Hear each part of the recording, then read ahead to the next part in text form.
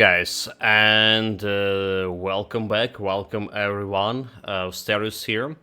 So our last day playing for this particular Dervish build, and well, cold damage, blade spirits, Guardians of Empyrions. I'm looking forward in trying this variant in a fire damage, right? Could be quite a bit a different experience.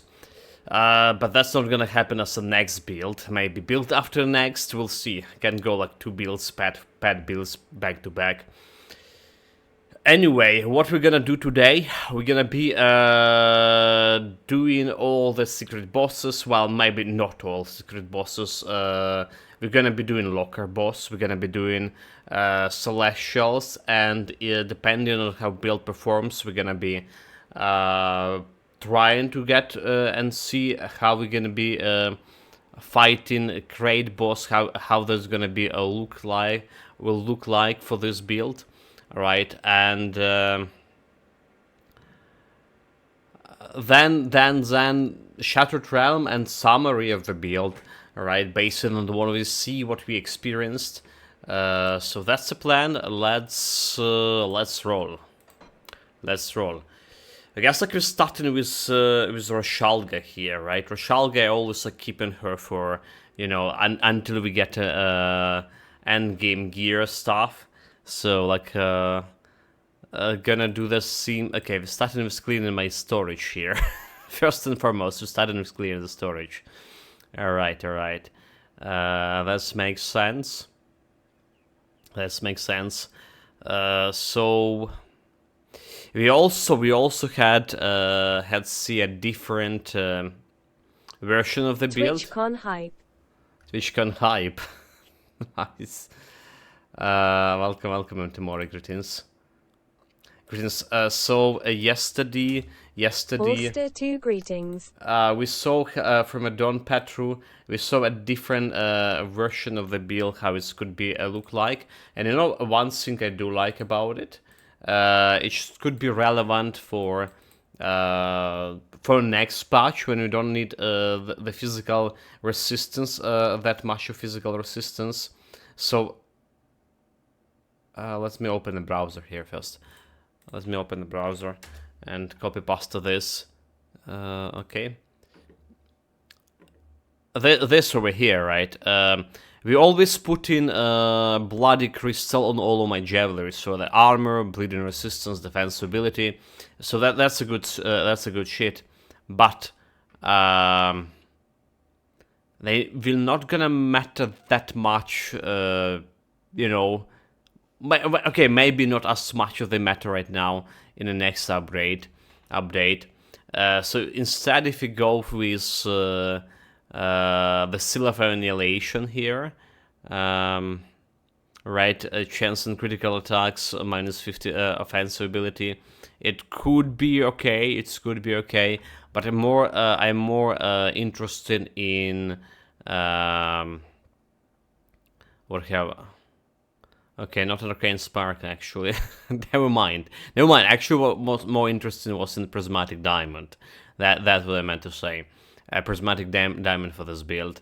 It could be good too. So that's Imagine the that thing. Scorched Covenant set because of the ritual circle that gives close to 30% fire resistance, and now hearing about fizz resistance becomes irrelevant. Yeah, because the ritual circle gives 30 and irrelevant. Yeah, we don't know how much irrelevant it will be, right? But I guess it would be not as relevant as it's right now. We're doing relatively okay with 5%. That's before we got hit by a Ravager or something. So like right now 5%. YOLO, we good. So this is good here. Rune carved. It's 500. Okay, it's 500 fire damage. I would deem it good. All right, probably Infernal of Ruin, fire, physical fire. Okay, this we're gonna be selling. What else we're gonna be selling here? I mean, most of the shit gonna go to my storage. Shred of alacrity, superior fierceness, serene of scoring. Okay, yeah. Aggressive Sunder. The mental to vitality damage. Okay, we don't care about Sunder, do we? Demonic of Malice. Okay, that's a double rare shit. Double rare shit.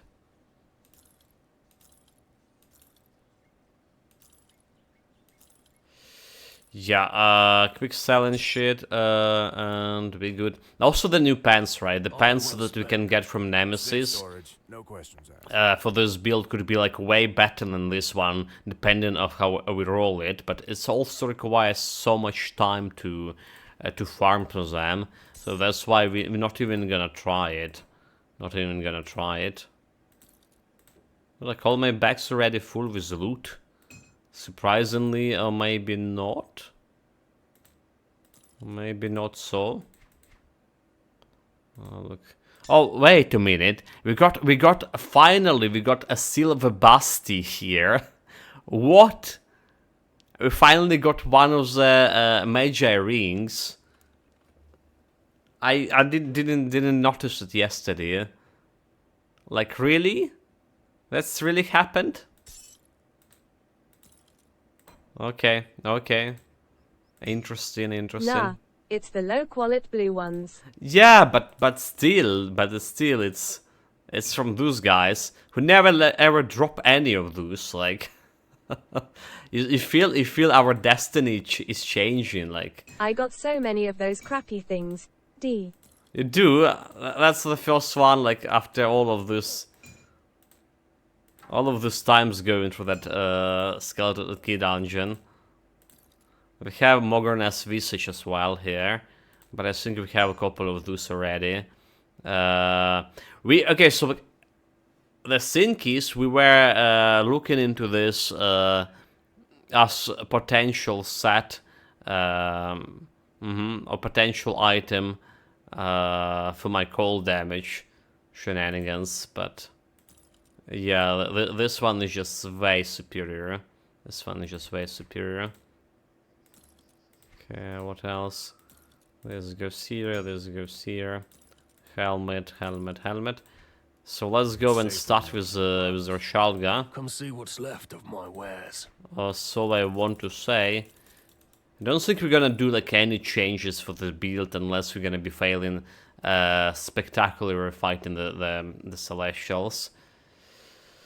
All right, we put this 150 health and defense ability, the soil blood binding on my grips. So let's give me more health, more survivability, which is faster can be increased by craftable zinc, right? Well, look. Okay, continue. Let's do this. Welcome back. Let's do this. My depth. Alright, it'll do the depth thing. Already have the iris. We got another thing here. Alright, yeah, like. See anything you like? Easy peasy. Also get a skeleton. Okay, nice. Aggressive. I don't care about this. So let's go and do the Roshalga first. But don't forget to summon your pets. Actually, 1, 2, 3, and 1, 2. And I think we need to craft more antifreeze. The Hoarfrost ointment. Got any more scrap metal? There's like scrap metal everywhere. So we're gonna be crafting this one for a sound called resistance. Elemental damage, right? We don't care about cardium oil because it's like basically the same thing that having this oil over here, ice blood oil. Go on now. Speaking of ice blood, yeah, we can get ice blood oil as well. Restock a little bit, as to say. Let's go to Homestead. We can get a death visual stuff for over there.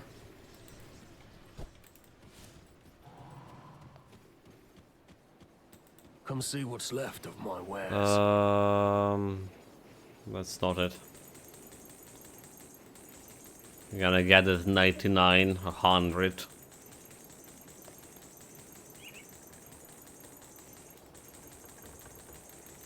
But I wish we can buy this thing in bulks. Okay. Iron Here we go. We're good. So don't care about this guy.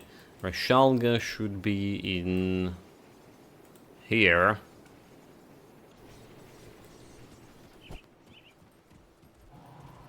Let's see how it goes. So it's 30k, 30k, 30k, 3k and 77 offensive ability. Yeah?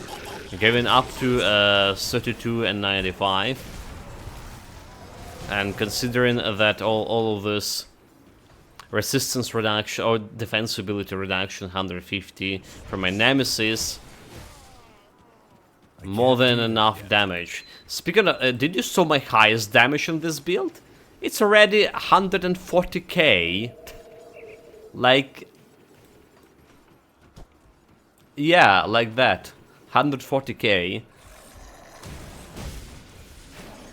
Just like running around, probably dealing the damage with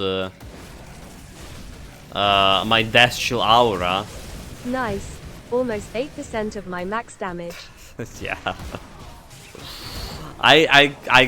I can't believe that number, mate. I don't know how that's happened. Well, I imagine there is a build like this.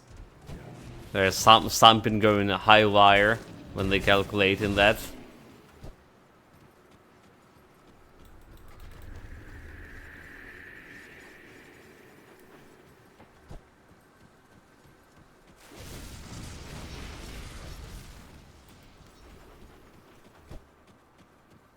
So yeah, I imagine that's it. Lots of auras and maggots.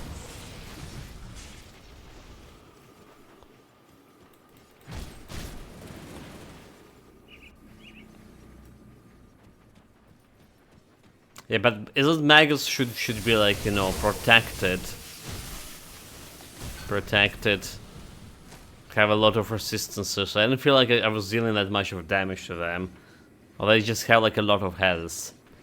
Harbinger Grasp. Do we need it? We don't really.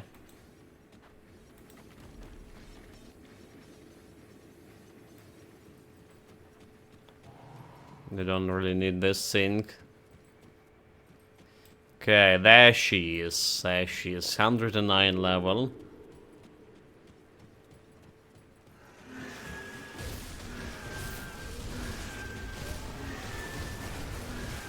As long as not get hit directly by her.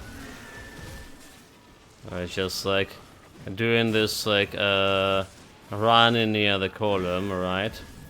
I actually can do like something like this. Put myself into Blade Barrier mode and let's make bad damage here. So Rashalga not a problem. Maybe not the fastest skill for sure, but the safest one. The safest one. Look at it, there's the chest, there's the chest. I'm often like not getting any chests here, like not at all. That's a bullshit. Okay, so next is Morgadren. Alright. Well, which is the portal nearby. Or you know what? We should start with the Lockar. Yeah, Lockar is a little bit run closer than Morgadren. Right, so for Lockar we need to go and craft the Stallow, craft the Black Heart, and sink. Let's do that. So what brings you to my forge? So, Black Tallow, I do need, yes, 3 Riftstone. 1, 2, 3.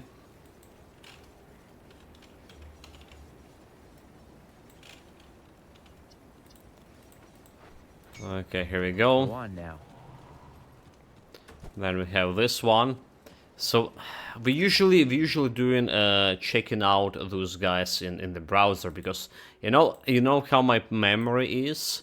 My memory is pretty good. My memory is pretty good, except not. And checking out those guys in the monster database. So Lockar. It's double R. The Lockar, well, it's normal difficulty, 180 level. He's doing a lot of fire damage. He doesn't have any like resistance reduction, if I remember correctly, but it has the Bloody Sunder, 35% into reduction in my defensive ability, so you can crit for a lot. You can crit for a lot over here. And what else he has? Burn damage, lightning damage, he has stun. Reduction, okay, another reduction, defensive ability over here. And his resistance is to cold 85, which is fine because we can reduce those resistances way lower, alright, more than 120 if you're lucky. Well, we actually need to calculate how much we can do this. Let's see. So I'm saying this is 120, but so what do we have here? We have minus 30 on Night Shield, minus 30. There goes additional minus 28 in Celestial Presence. Alright, so it's making 58. Alright, 58. Then we have in over here minus 23, so 81, minus 81 with this, minus 81, and we have 32 here, some 103, 130, 13, okay, minus 113 with Elemental Storm, if you stay in an Elemental Storm, which is not always happen, minus 113, and then, like, occasionally we also have over here, this ring activated, minus 10 additional cold resistance, so minus 123, more or less given and taken in ideal circumstances. That's what we have, like, how much we can reduce enemy resistances by, and that's looking good. So we're gonna go and grab myself a black heart here. A black heart.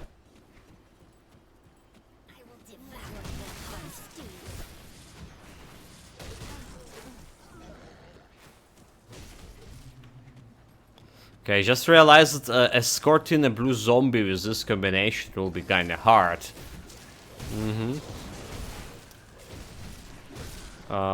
This is not a place. Nani? But this is the place. And we just need to go through here.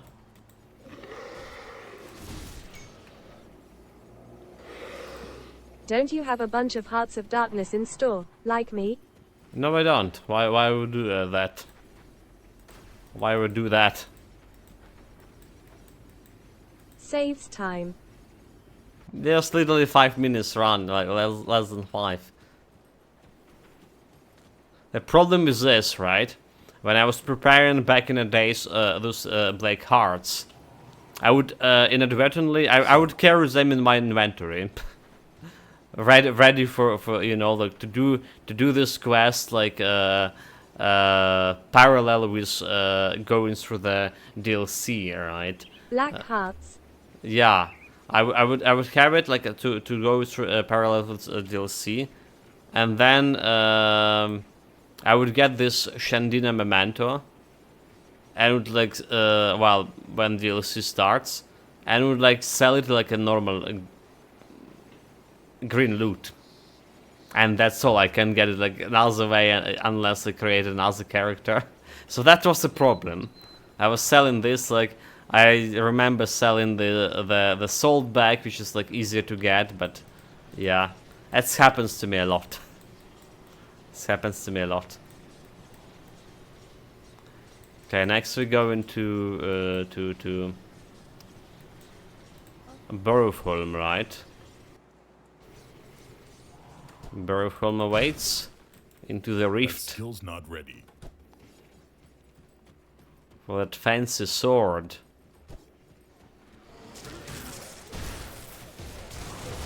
Damage reflection guy.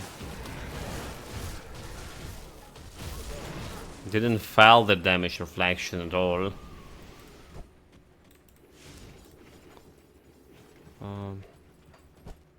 Almost got lost. Now the elite, like, I mean, bring it on. Who do you think you are? I can assure you that there are not black hearts. The thing is called Heart of Darkness. Or whatever, I mean, like, that's the same thing. I mean... Darkness, black, I mean, that literally the same. What are you saying? Ostrichius.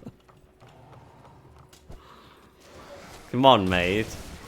You know what I mean? That's like clearly like we get in the black tallow from that black heart, heart of darkness.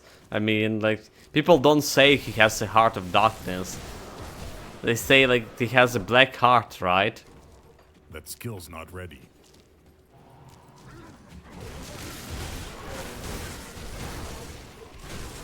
What's even Did you never read the book? the heart of darkness? I don't think I did.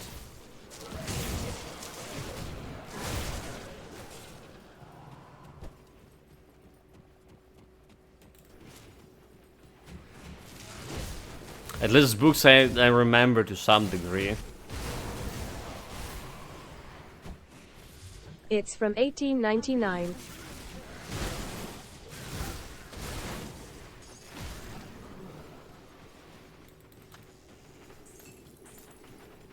Don't tell me it's like something from Alan Poe.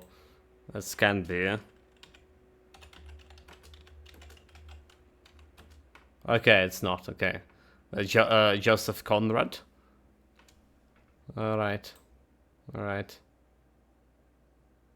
Yeah, Polish English novelist. Charles Merrill tells and listen the story. Okay, right.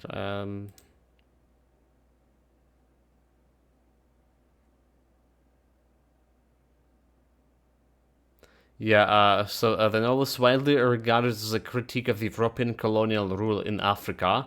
It also examined the theme of power dynamic and morality. Also, Conrad does not name the river on which most of the narrative takes place at the time writing. The Congo, a free state, the location of the launch of the economical... Okay, yeah. I haven't, mate. This wasn't definitely the book on my to-do list back in the days. And, well, back in the days when I was younger. And then, like, I just, like, started reading fantasy. Most of the time. I mean, occasionally I read like, some different genre, like a fantasy. So, recently, well... what recently? Last year, I read what it's called. Let me check. What is called? Oh my god! I went on my phone. I have it on my PC as well. So I read recently the Secret History of Donna Tartt. Yeah.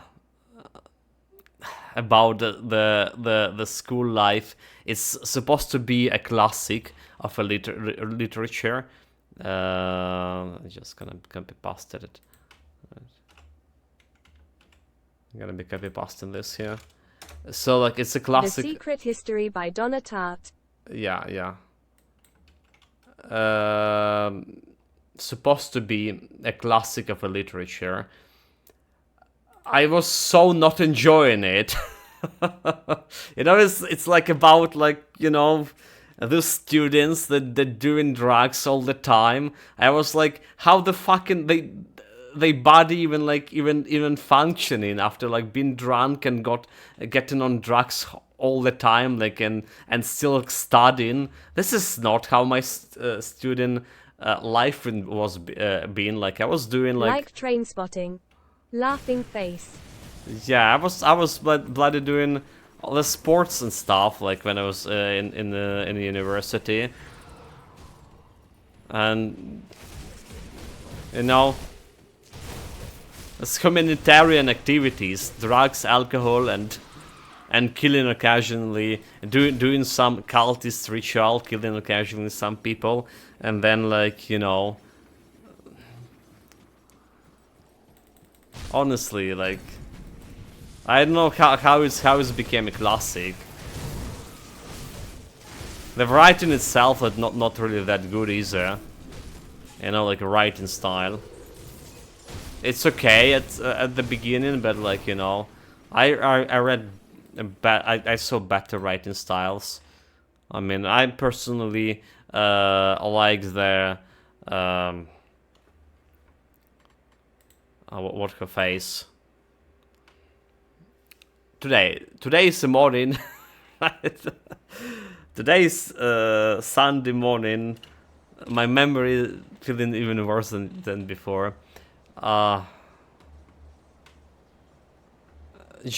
Rowling, right? The Harry Potter's writing style, like, yeah, she's just good. She's just like, you know, making you read.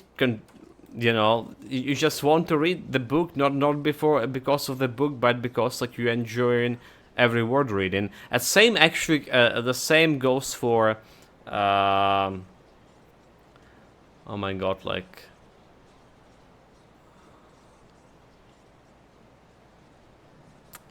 big names such as I'm not good with. The Song of Ice and Fire. Jordan.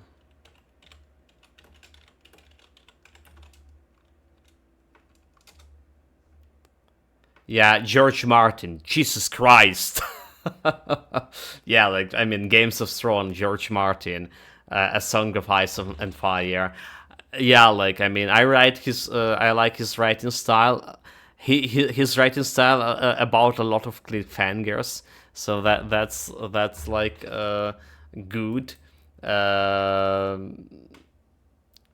was actually good in I don't like cliffhangers, but in his regard it was good. And there was Patrick Rothfuss, Kingskiller's Chronicles. There was Brandon Sanders, like phenomenal fantasy author.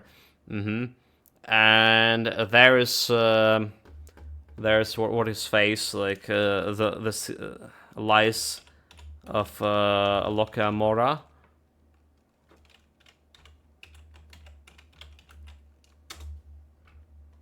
If I Loka Amora, that's the Scott Lynch, right? Like American writer.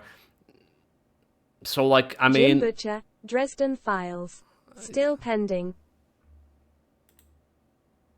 Jim Butcher Dresden Files still pending.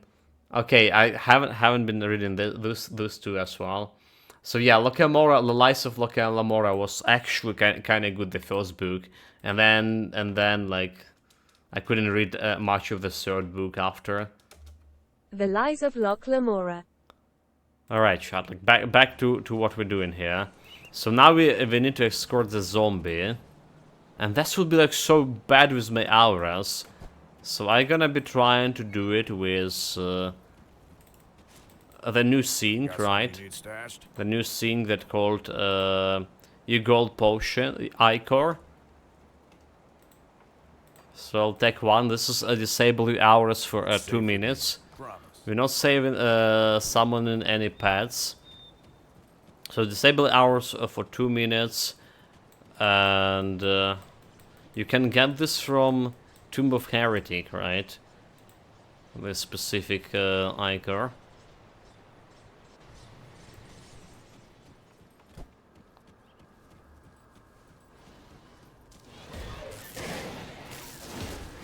You probably can kill those guys over here.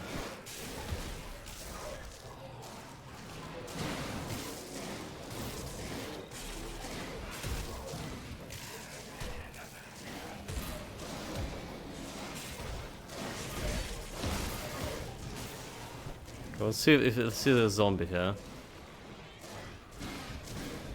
It was a zombie? Wait, did we have a zombie guy? Because there are so many blue things here. Okay, so the blue guy is not here, right? Let's go and check another place where his potential could be. I can't do that yet. Like this one over here.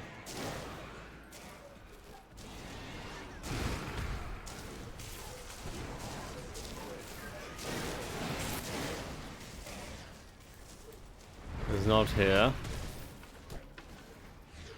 Unless like I'm missing him. And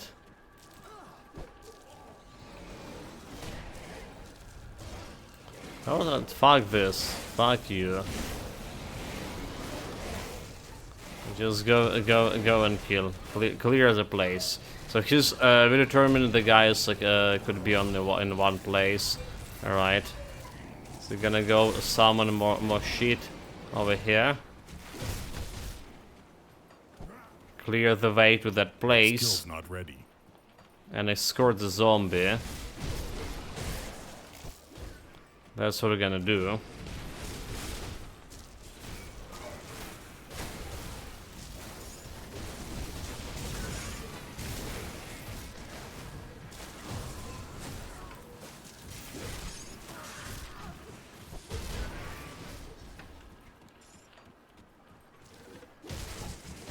Yeah, clear the space, you worthless trash.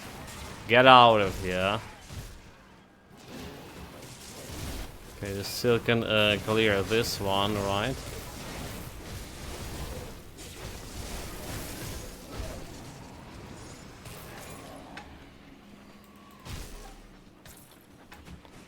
But he's about to spread somewhere here. Okay, need to get rid of the minions.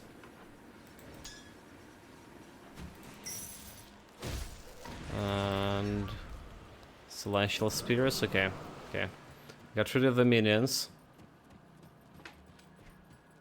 So where this guy can appear? A little bit over here.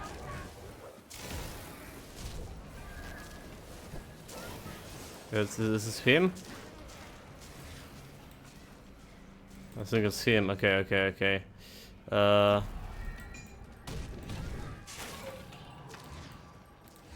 Yeah, it's him, it's him, it's him, it's him, chat, it's him.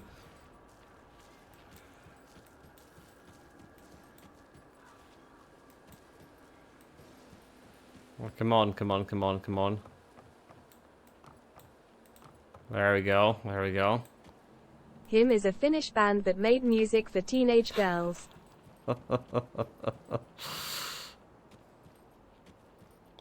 Yeah, I've been not aware of that. Okay, look at this, my mastery of like manipulating the magic and stuff. Manipulated auras.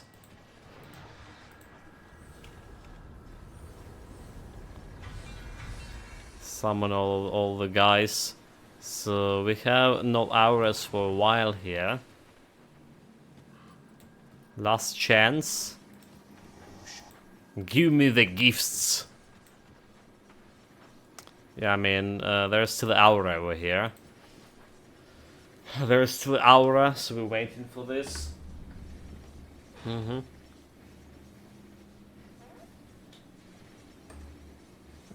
We probably will be fine without it, will we? Nah, it's better not to risk it. 2 minutes didn't feel that much when I was escorting the guy. And now when I need to wait for another minute here, it's actually looking, you know, too long, too long. I mean, I probably can go back to main menu and the portal will be still there, alright? Or will it? Will it? I think it should. I only need to escort the zombie once. Was that the thing? Okay, here we go. Here we go. I'm not gonna give you my skeleton key. Not today.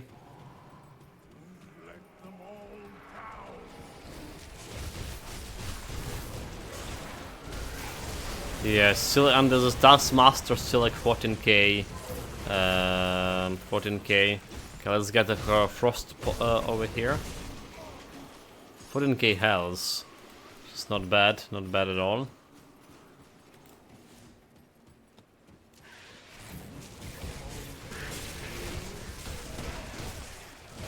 Can use all the potions, can I? It's like, why not? So...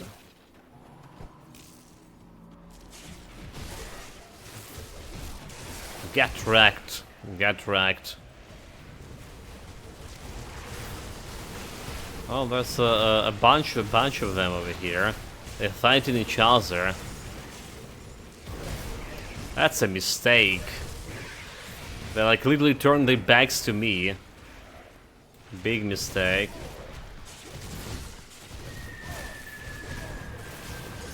Big mistake. Big mistake.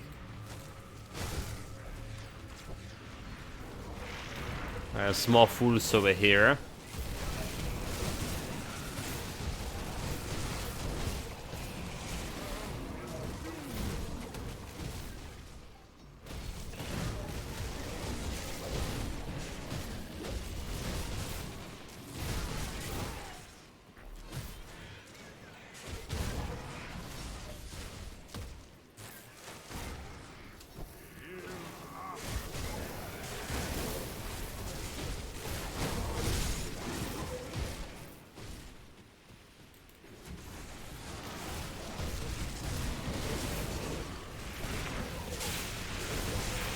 I know it's the wrong way, but this also leading to some like chests here.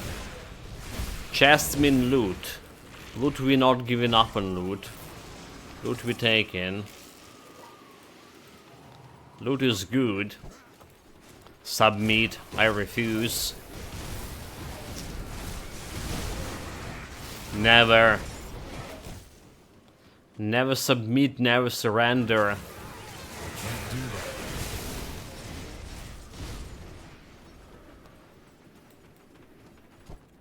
Like, yeah, there we go. One chest, and another one, and another one. Not really fancy of loot here, is it? If to be blunt, not a single fancy thing. Oh well. Waste of time, I would say so. I can't do that yet. But there's still the chance we couldn't, you know, just pass.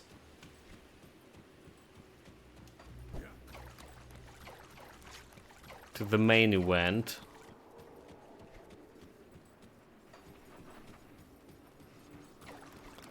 To the main event. So Locker still potentially can one-shot me. You know, like he's doing that thunder attack. And the best way to do it is just, well, not to get hit by that thunder attack.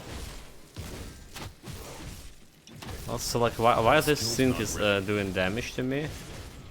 Rod of Evil. I felt like any other build would kill it super fast. Terra. Okay, you know what? I just got hit by the thunder and survived. So we're okay.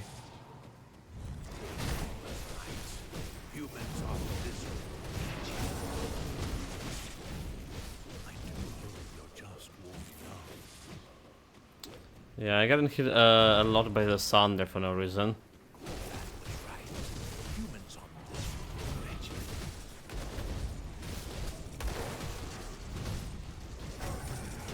Dude, like, come on, come on, come on.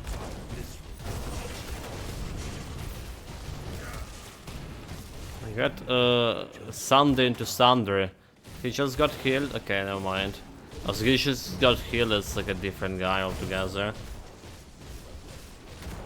Well, a good thing we can survive his Sunder. A good thing that it's not a problem.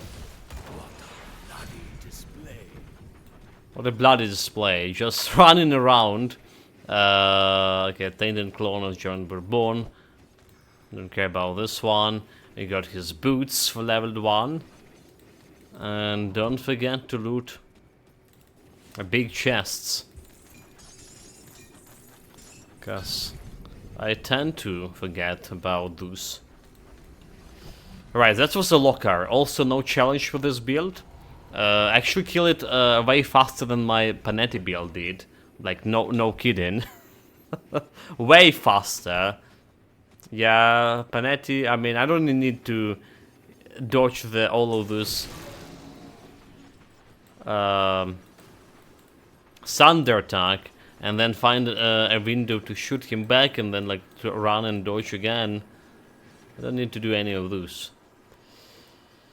Right, Mogodran. Mogodran is the next target of our on our like elimination shit list.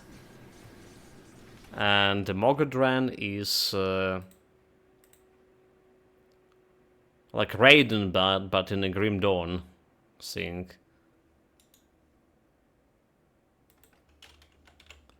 As always, we're gonna be checking out with him on the Grim tools, a perfect site to plan your builds and well do other things.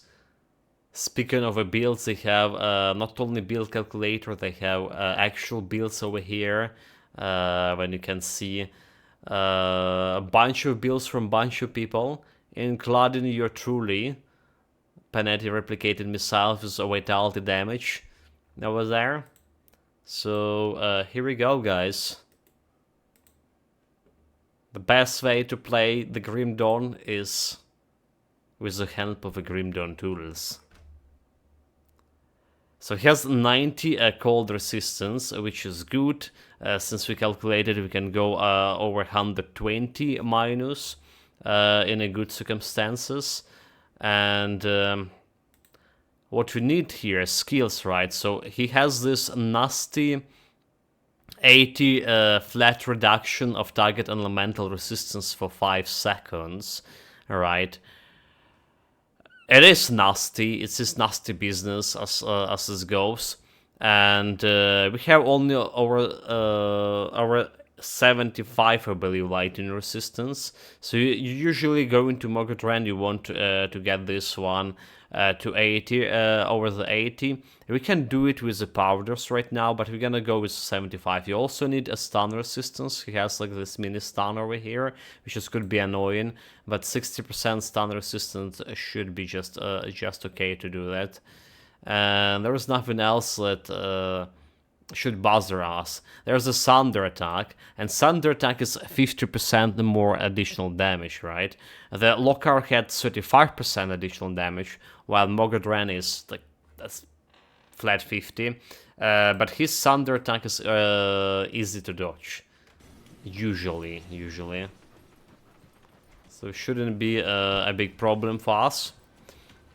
Or maybe it will, because it's easy to dodge. But we need to be in a really close.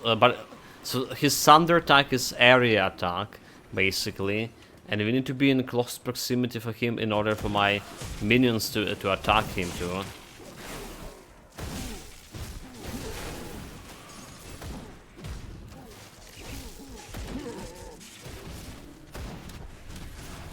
So that's a thing. Can I like run around that area of effect while still being in range? so my guys can reach him. That skill's not ready. Gonna be finding out it just in a moment.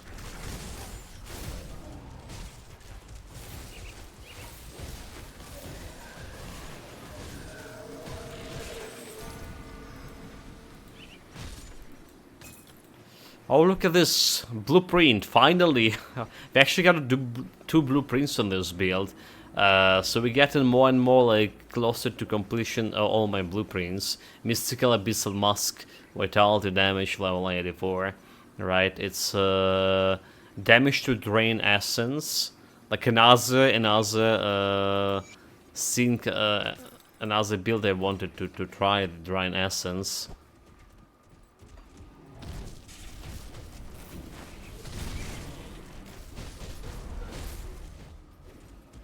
And would you look at that? My last constellation sync Arcane Barrier just reached maximum level.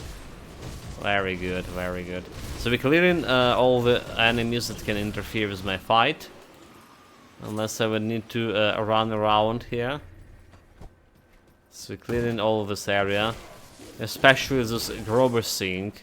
Grober Shaman that can heal. You don't want to heal the Celestials in the middle of the fight. Okay, I think I'll be good here. That's our like fighting area.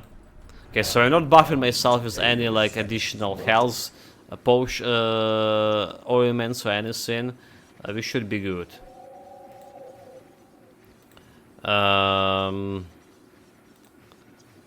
Yeah, nobody talked to me that way. Misguidedly attack him.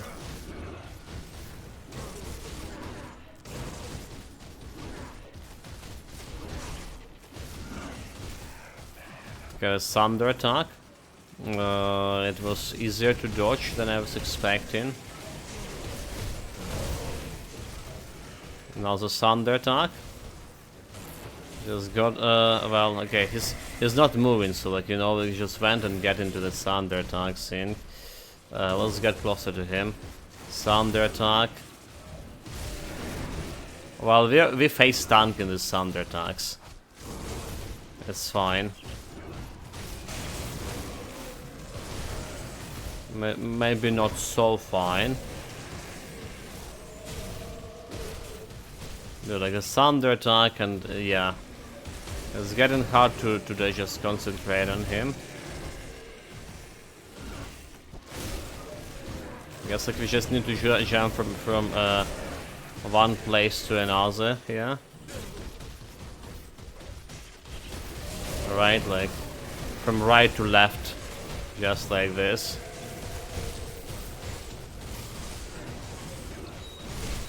Jump from a thunder is on 21k.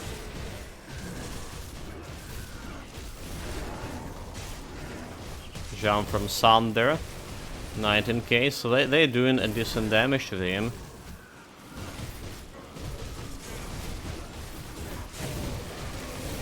They're doing just a decent job, my boys. And yeah, he's dying pretty fast, like I would say. Way faster than Planetic Missile, alright. As good as maybe any tier 1 builds. Okay, almost got hit by the thunder.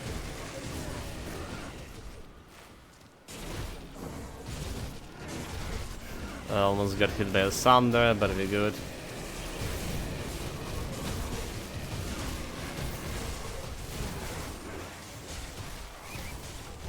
Thunder, thunder, thunder.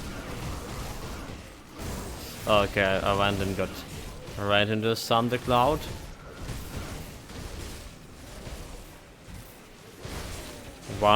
Two sort of his hit points are gone. Dodge the thunder. Get in another level. Make sure they attacking him directly. Dodge the thunder. Come on, boys, attack him. Thunder, thunder, thunder.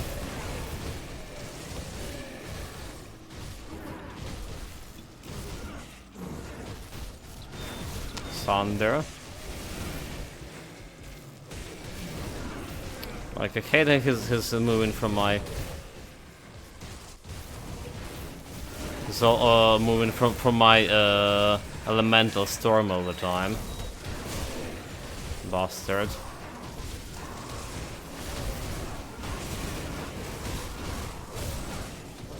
Okay, just went into the Thunder. Okay, jump on the other side here. Yeah, like the Hell's Leech is doing its great job over here. 5 millions.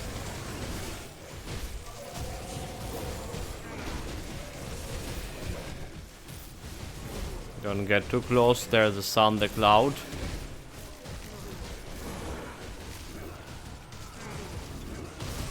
Okay, I didn't saw that Thunder coming. There's like Thunder, Thunder, Thunder.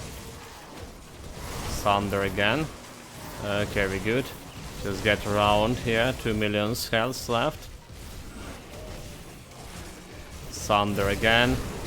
Get a buff from minions here. Okay, let's make him try to stay in one place. Dodge the Thunder.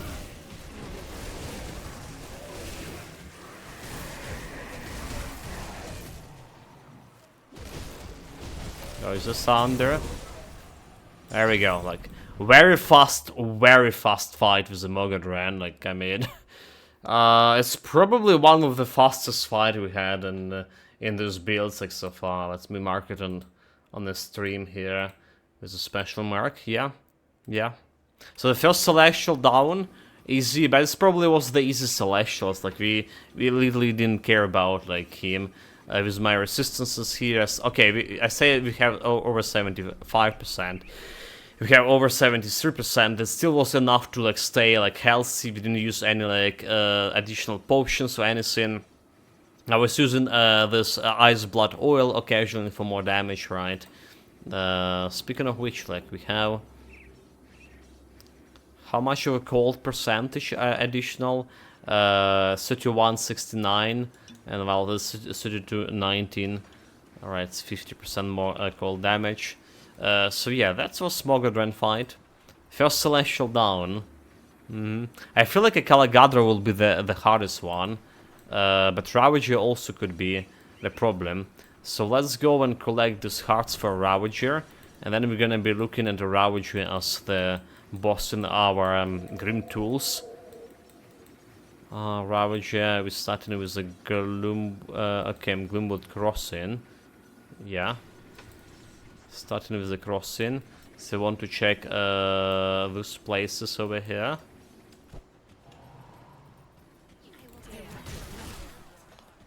Just it's one potential place it can be. Nope, no luck.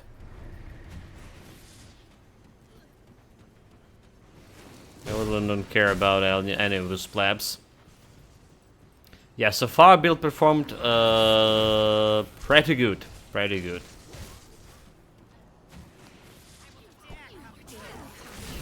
Let's see if anything over here. I mean, I'm probably gonna hit this totem because, like, why not? I'm here, and a totem there. I kill the guy who can freeze you. Kill the guy who can poison you. Okay, very good. Yeah, I was genuinely impressed about like Hell's Leech we were receiving from my Blade Spirits. Alright. I didn't look very deeply into the fire damage for when you're playing with the Guardians of Empyrion, but I don't think they given you as much of Hell's Leech, or if they even have the Hell's Leech option to begin with. So like fighting with them could be more dangerous. We still have Climatic Burst that doing a good job of restoring a lot of health. Yeah. And there is the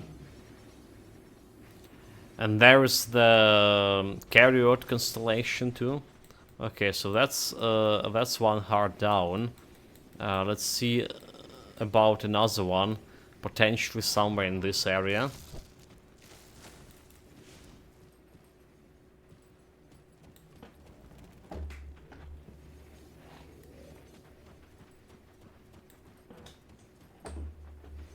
Potentially in this area.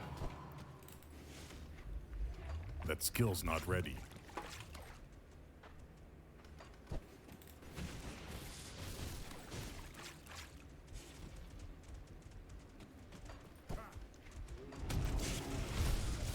I don't care about those bullies.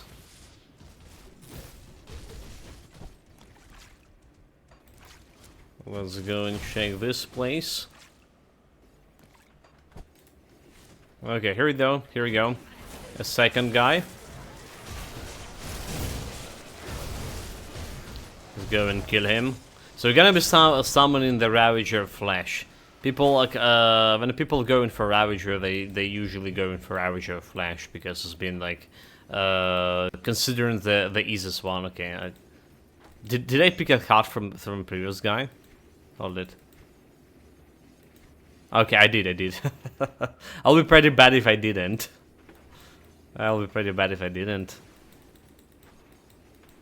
Next one's near the Barrow of Holm. Alright, near the Barrow of Holm, so it could be like somewhere down here in this area.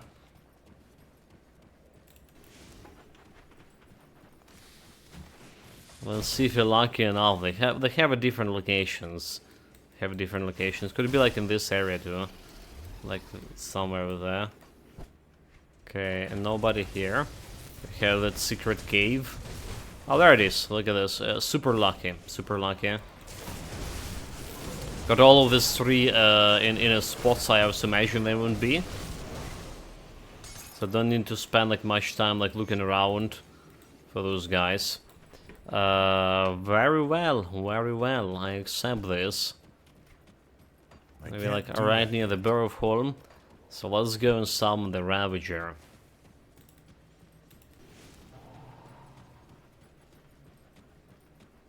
But first let me get my slippers, because it's getting colder here.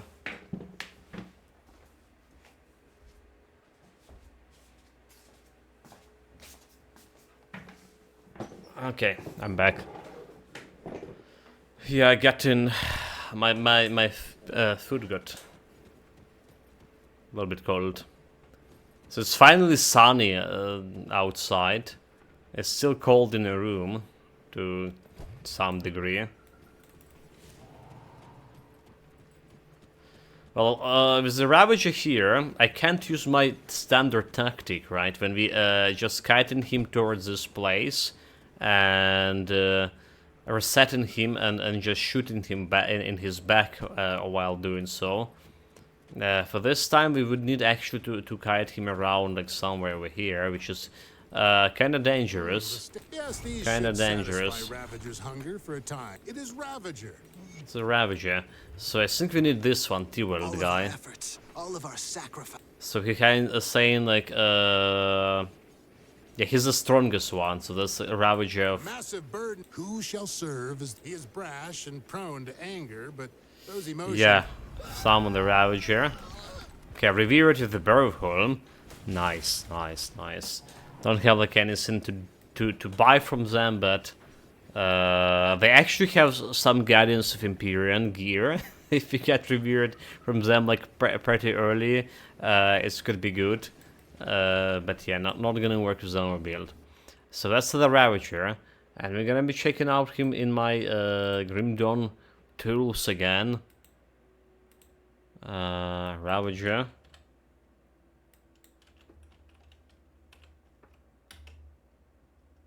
Ravager Flash on elite difficulty. Here we go. So he has 19 cold resistance, which should be not a problem for my build. We just you saw how we like slashed through that cold resistance for Mogadran. No challenge. So that should be not a problem. The problem is, so he didn't vitality damage. He didn't vitality and physical damage. We don't have any physical resistance, and he can. reduce your physical resistance by 35 and vitality by 35. So like we're gonna be in negative physical resistance over here. Ravaging presence is bloody aura.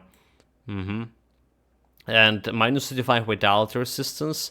We should be okay with this. I think we have enough vitality resistance, but let me check that on that. He always also have its 50% thunder here. Also have the thunder, and he has occasional bleeding resistance. So our bleeding resistance also need to be higher than 35 over 35 maximum.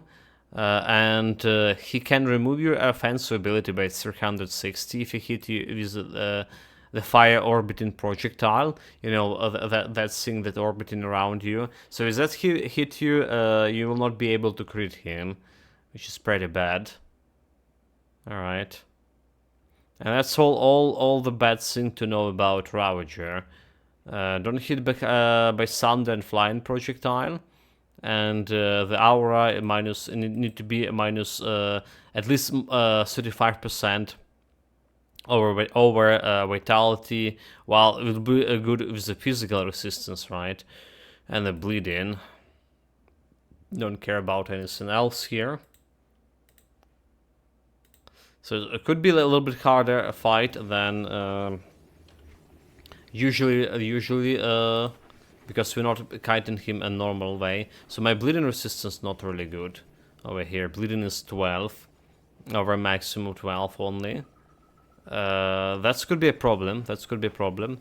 But see how, let's see how much of a problem it will be. So usually before fighting any Celestials, you can like go and put the powders you actually need for Celestials. Like we don't need acid resistance here, right? So just remove the acid or ether and put a bleeding resistance over there. But yeah, 5% physical resistance. Vitality is good, at least. So let's go.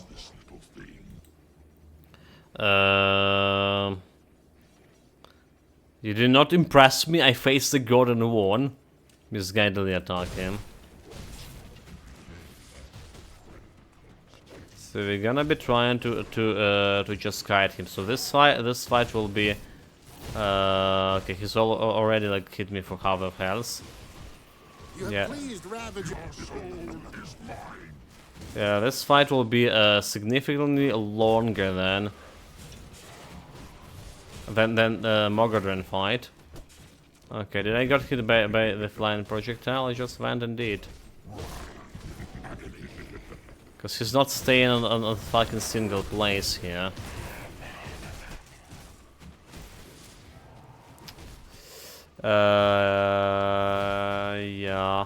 Yeah.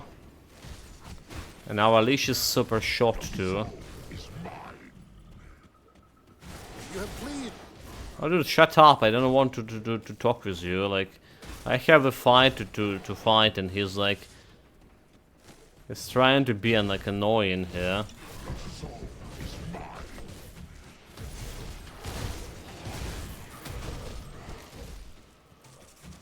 That's a flying projectile.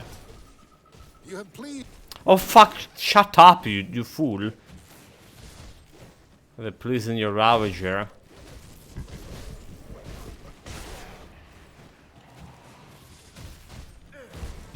Yeah. There's more flying projectiles than I can handle. Well, we're doing some damage. But dude, like, is so slow and so dangerous. Yeah, Ravager probably the most the hardest guy to fight for me. Not kidding.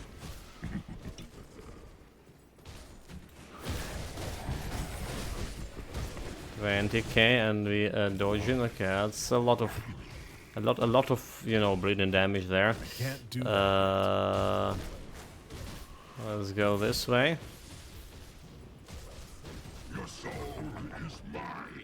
Dodge the projectile. Buff my pets. that skill's not ready. So, like, I just can't do it with a blade barrier, can I? Don't get hit by a flying projectile.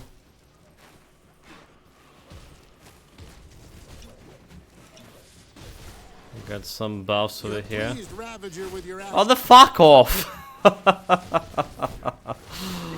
You don't please me, so. I don't care about pleasing your Ravager, dude. Yeah, like, most of the time my Sync is not even attacking, you know? Because, like, he's all over the place. I can't do that yet. He's all over the place. Okay, that's a lot of bleeding. That's a lot of bleeding.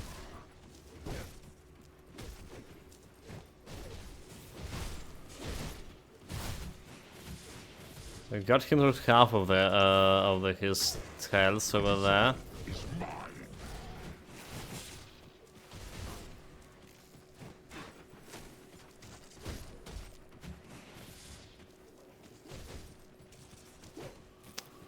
But yeah, it's going like slow, very slow. Okay, there was like 12 millions left, half the way through.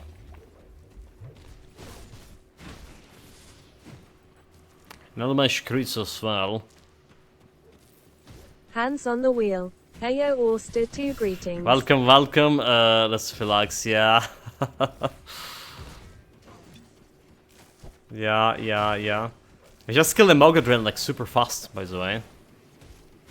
Like, one of the fastest kill of Mogadrin like I have in a while. Or maybe had like, in general. Oh, I'm fucked here. Oh, why have I done that? No. Dude, like, that was such a fucking mistake. I should have reset him. Oh, hands on the wheel, hands on the wheel. That was a pure player mistake, like, you know, path choosing. Burn your clusters. Clusters? What are those? It's definitely... Auster 2 greetings. I thought I would be okay, you know, like, I didn't want to do it. It's definitely not because I forgot about them again. It's definitely not because I forgot I even have these clusters. Come on, chat, like, you know me. I can't forget that shit. Yeah, okay, that was our third death on this build. Totally deserved, totally deserved. As a build, as a player, mistakes were made. Alright. Again, it will be probably better in the next patch because, like, you know, that physical minus physical resistance reduction, they're probably gonna be he's not gonna be probably hitting that much as physical damage. Like you see, he hit me for half of the health easily. There's some occasional crits here and there. Okay, yeah, like I should have not used my blade barrier like overall fighting this guy because I'm gonna get hit by that bleeding and I don't have like a bleeding resistance over maximum that I need. Need to find a better place like to kite him overall, so my boys can actually attack him, because they're slower than him.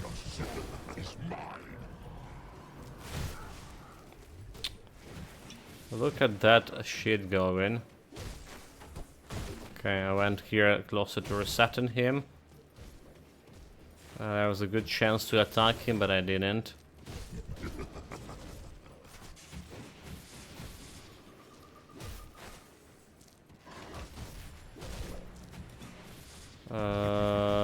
Get all those buffs.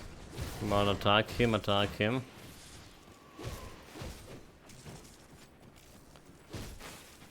Again, it's not as slow as Panetti missiles, but yeah, like we have like quite a bit of limitations fighting him in this area.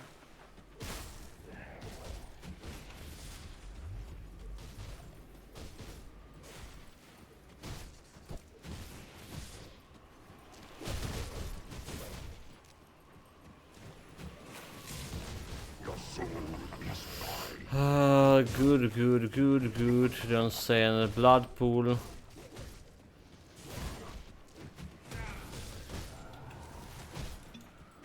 Got a little bit of buffs for my pets here. Yeah, go get them. Go get them, boys. Nope. It felt like we were doing more damage to him, dealing with him faster than the first try. Right, an agony, nope. No agony here.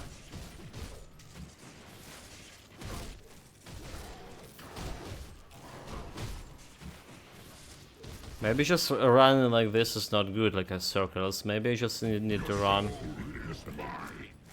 like a different way, back and forth. So you're gonna be staying in one place more often. Yeah, the good thing we're dealing damage. Like we're dealing damage, we're okay, and we have enough resistance reduction. So more than minus 120 resistance reduction in a good. In a good time against anything.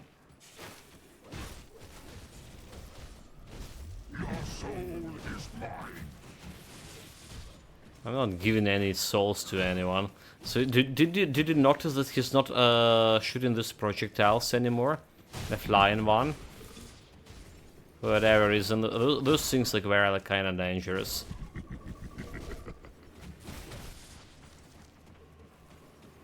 Not the thunder flying projectiles, but other projectiles that reduce your offensive ability.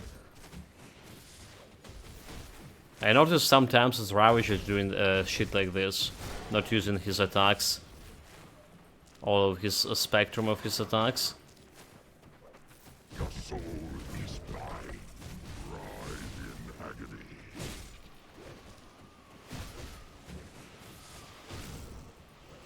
Okay, go, damage. Buff my boys. No, you not get me. Okay, there's a flying shit. There's flying circular shit. I don't really fancy to be hit by.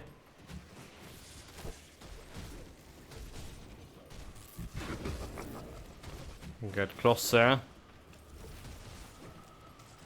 So what, he's like 15k, half the way through.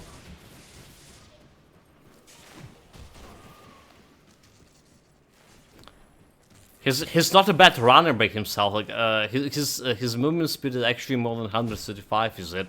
Because we're moving on the maximum speed over here, 135%, and he still can reach me. If our speed were equal, he will not be like able to chase me so.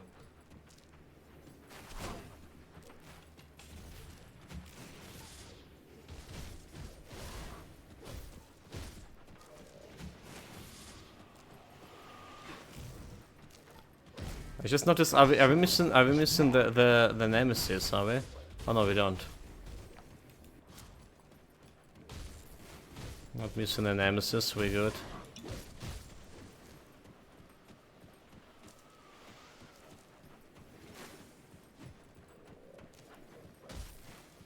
Guys, but just passing. Oh my god, I didn't hit him in once. Come on, like, come on, you fools, hit him. Okay, it's like that 3 is too 6 for them to hit him.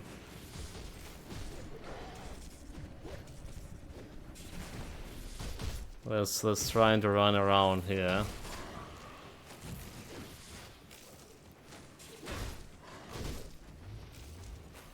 Like he stopped doing his things. Okay, there we go. There's some things over there. Yeah, okay, that's going faster. That's going faster this time. Am I watching somebody running around a tree for an eternity and calling this a fight? Kappa, if this is an ARPG, I need to change my game genre.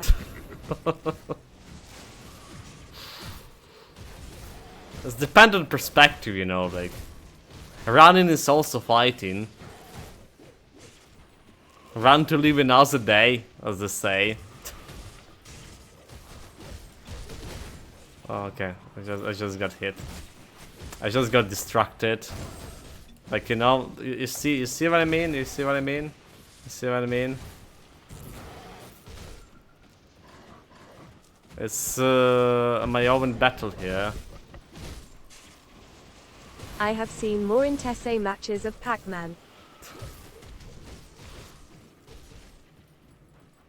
I tell you, running is hard. Don't underestimated the power of running.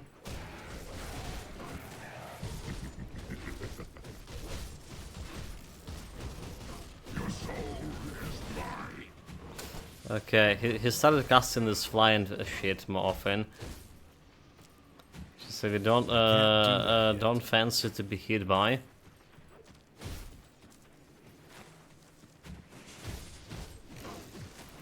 So, like, to tell you the truth, it's not the fastest Ravager kill, but on the other hand, it's not the longest. Oh my god, the projectiles homing on me. It's not the longest fight either, by any means. We have better, and we have worse. I don't need like to keep my finger on the trigger this time around. Just Eventually running. someone will sprain an ankle LUL. Well, I did just that in the previous try, did I?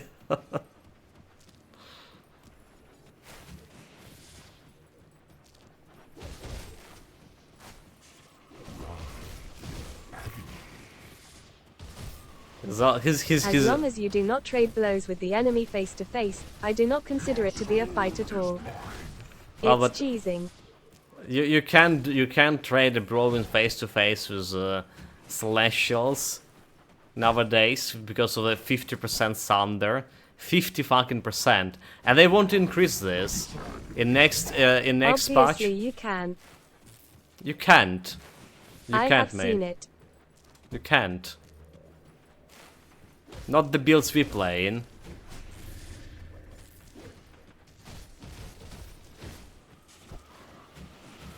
You need like super good tier 1 build to do it. Yeah, because your builds are cheese. Closing parenthesis. Auster 2 mastered. Student Master, welcome, welcome. Azimo, greetings. To this running fiesta. It should be rated me like for my running technique. Like, why? I'm not doing anything wrong here. I'm a pacifist at heart, you know. I just letting the enemy get tired of this shit. Ravager will die of starvation. He will. Or boredom. It's 1 more million, chat. It's 1 more million. Don't worry, the Caligadra fight will be even more interesting.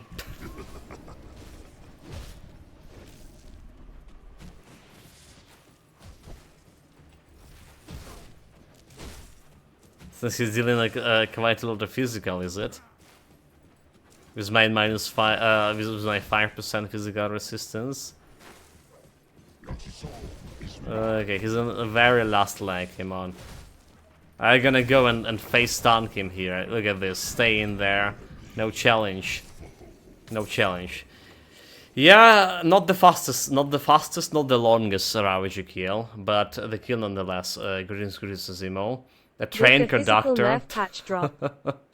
Not yet. At least I don't have it.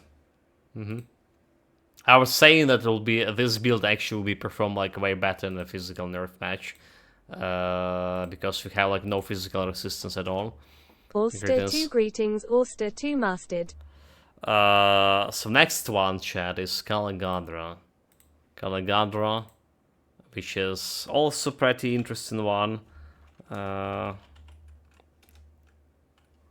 It's double L, right? Pretty interesting one because we can probably do it very fast. Ulster 2 no challenge. No challenge at all. Cold resistance again 90. Again we're okay, minus 120, 21 or something. So he is have piercing and physical. Piercing, physical, piercing, bleeding. Well, bleeding is could be problematic. Unless, but he doesn't have resistance reduction, right? He has defensive reduction over here, so he can crit. But my defensive ability already enough for him to crit without this. Yeah. No resistance reduction, so maybe even can face stun him more than, you know, more than the Ravage at least. Let's do this. Need a Celestial Essence for him.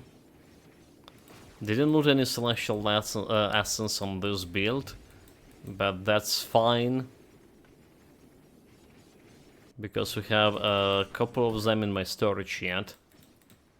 Got something you need stashed? Was it? Okay, there's like one over here. I'll hold on to that for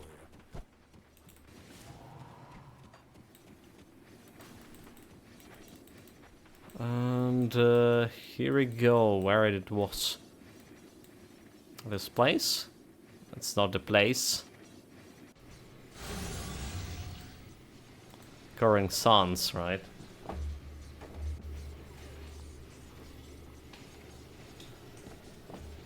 The build performing like way better than I was expecting it to be. But in a way I was hoping actually it to perform. The Mogodran, if you didn't saw it guys, was very fast skill. One of the fastest we have in a while. Probably as... maybe even faster than the Force Wave kill. Like, let's not lie there. It was like, what, 5 minutes, 6 minutes kill. And then, well, Ravager is a problem, but we know the Ravager would be a problem to begin with. No physical res.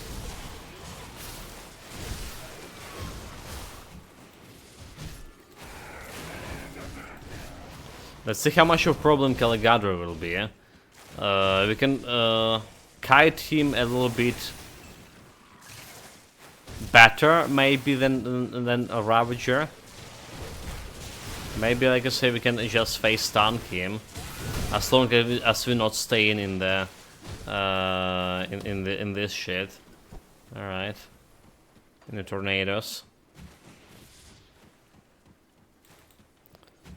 Bringing on. Sup nerds Kappa. Sup nerds Masterholes, welcome. Ulster 2 greetings. Okay, we can face stun him.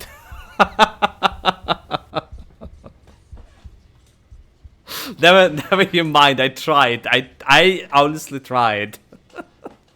Erase it. Okay, like he landed on a fucking tornado.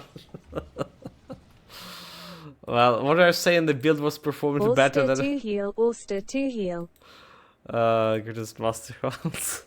Ulster 2 greetings, Ulster 2 greetings. It happens so fast. And immediately die, LUL. Easy, no challenge.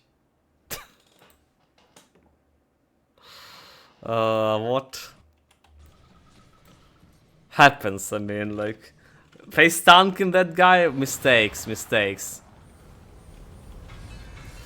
Again, we were staying on tornado, like, so, like, maybe we still can, like, but let's try again. With face tanking. This time a little bit away from tornado. Alright, Zemo here with the 500 beats. And the goal didn't update itself again. But that should be like over. Let's me update it manually again. Thank you, mate. Thank you, mate, for supporting the channel for so long and for so much. We will be able to stream now, guys, without worrying next month.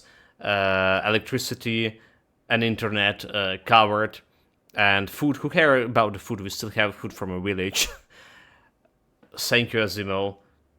Really, really, really, really appreciate it. So let's me just add this 5k 500 to manually. I don't know, like it's I use in a Steam lab and it's probably broke for whatever reason. Yeah. Maybe I was updating it manually too much because I was updating every subscription here as well. All widgets. The bid goal. And yeah, it didn't update it here. So it was 2661.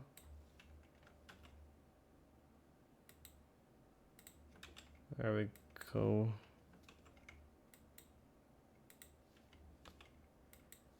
So that was here. 2661. Oh.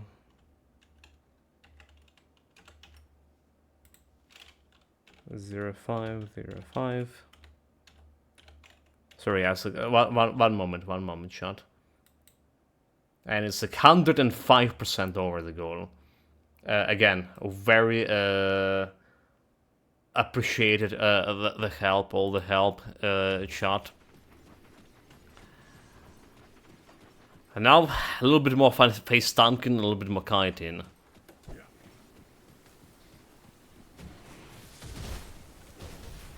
Yeah, I can stand like close as long as it's not hitting hitting this tornado things. Tornado, tornado, tornado. Like the pet's short leash is definitely a problem. Yeah, I think this fight could be harder than the Ravager fight. No kidding, like... I think it could be harder than Ravager fight. Because, like, we don't have any trees to run around. And all this tornado is getting crazy. Need to have, like, a better running pass.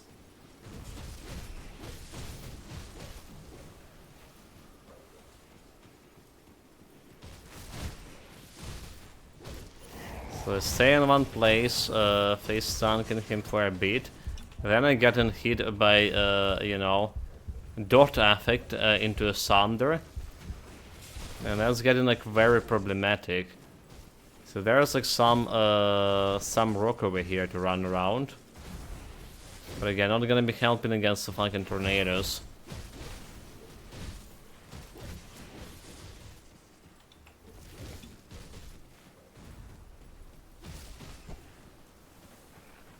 Oh, those tornadoes are going crazy.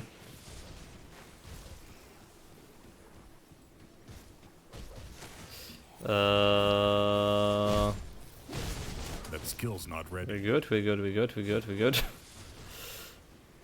You know, getting this build to 18k health was a good decision on my part. Like 13k that we had and we died the first time with one shot. Would not be doing anything here. Okay. Yeah, I mean, like, you saw how many times you already almost died. If not my health. So this is definitely longer than the Ravager. And then we dodging, oh my god. I just try to, you know, to get a couple of hits there with with him staying still.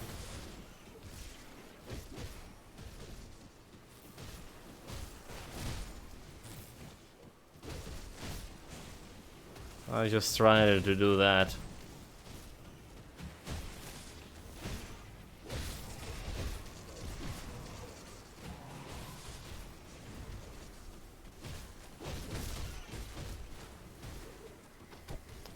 Too many tornadoes. Let's get out. I think we're figuring out his the better way to like to taunt him. Every time he's going for that thunder attack, like this one. If there is no tornado, we can still stay quite close by and attack him. Like this one. So it's giving me an opportunity to attack. Okay, that's I went the wrong way. Bloody hell. Yeah. Player mistake. Player mistake. Okay, chat. One moment. I need to scream a little bit, like manly. I'll be back in a moment.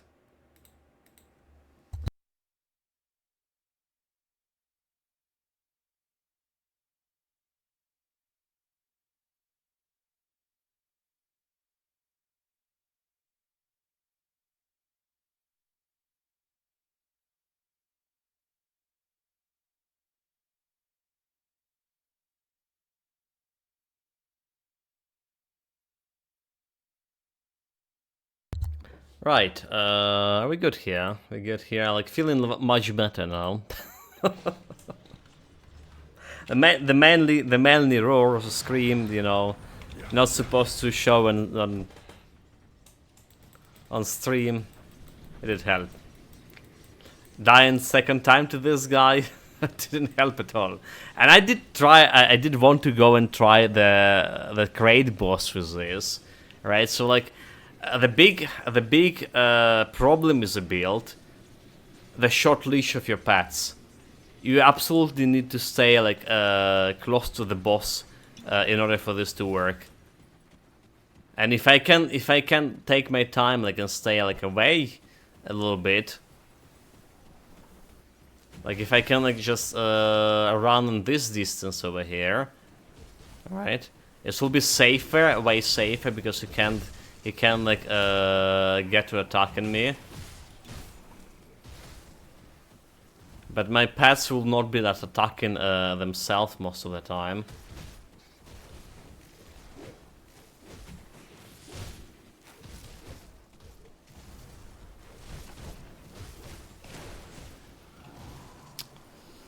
Tornado, why there's tornado all around the place?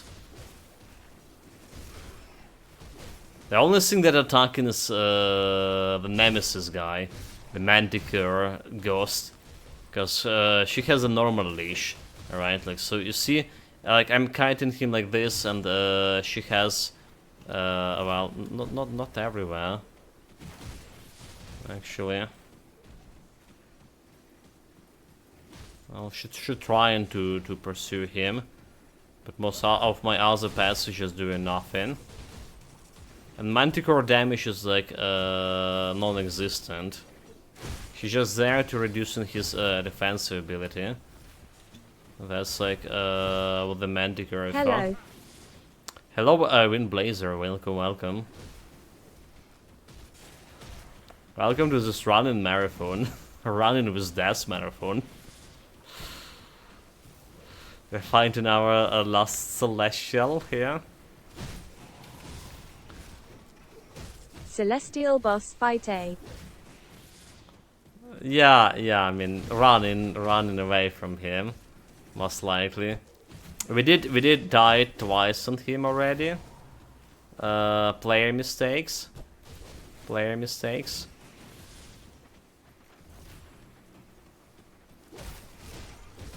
Trying to like do like different approaches. We fought this boss with a pet build, right? It was a pet vitality build. Well, already long ago, but in this current meta, in current patch, so that was like way easier. I actually had like quite a bit of a physical resistance on that build, so I was able to just face stun him like very often. Can do it here. Can do it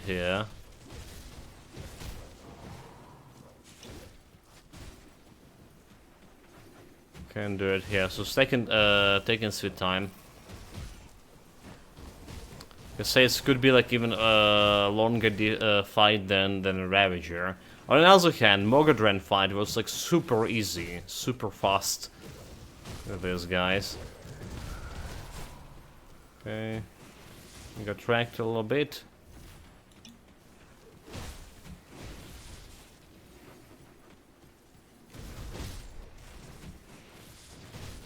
Yeah, I'm doing it as safe as possible. Not doing like all this close calls like we had in the previous try.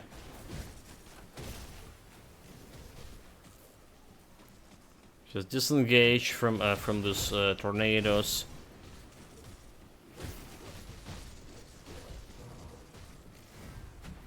Got a better position here, away from tornadoes.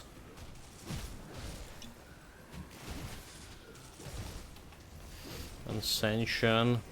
Okay, there's a tornado coming this way. Just get away.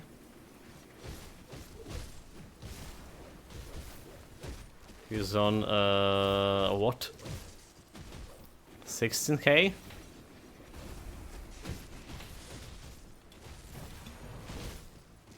Oh, okay. Okay, health. Did hit got hit a little bit. There's the Wind Devils. Got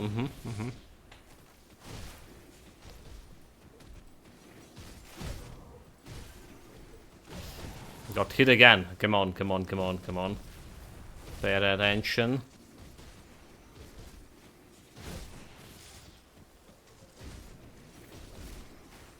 Yeah, this is going chill. Way chill. More chill than the previous two attempts, right? But also longer. Maybe not so longer, but well, the usual fight. It's almost relaxing. Like no kidding, almost relaxing. Like, you know, a false sense of security is ever present.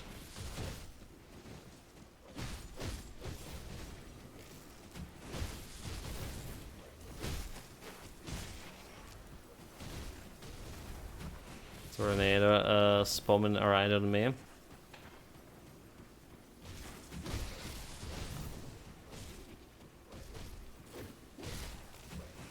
It's not a good thing, the false safe of feeling of security. It's not always a good thing. Because like, we tend to get more mistakes like with this relaxing gameplay. Okay, like the mistakes like this. And back to full health. I just disengage myself away from those tornadoes and all this golden sand and so. Nope.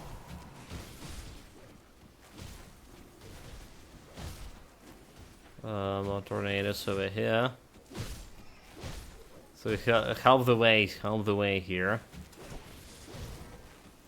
Oh, damn it! I just. Okay. Calm down. I just like turn around my attention for a millisecond.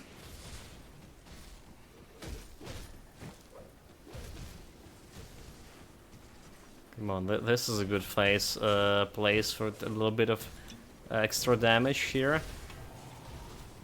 Tornadoes. Get away.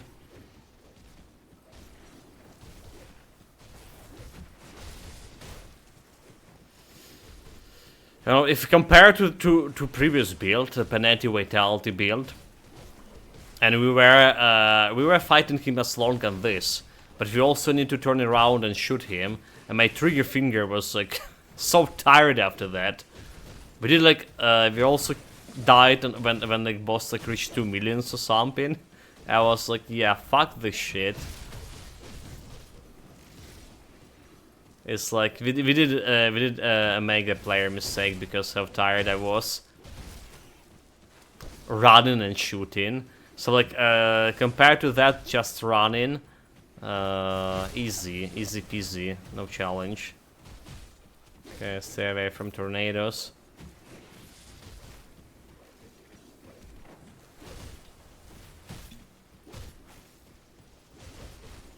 It's like what, 10 millions?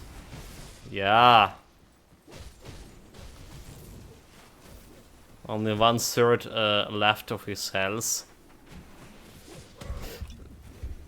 I mean, yeah, I mean. Talk shit, get shit.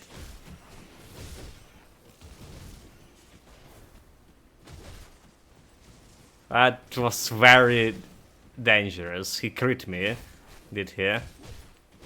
Which is like not hard to do, because we don't have much of a defensive ability to talk about. Not much of a defensive ability at all.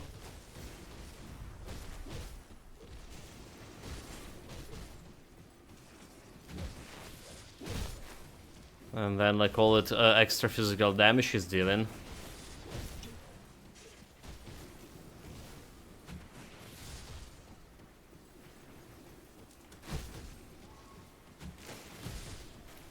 I definitely should try this build like after the patch. You know, like the patch gonna hit. I should jump on here and try this fight after the patch. I really feel it'll be like way better.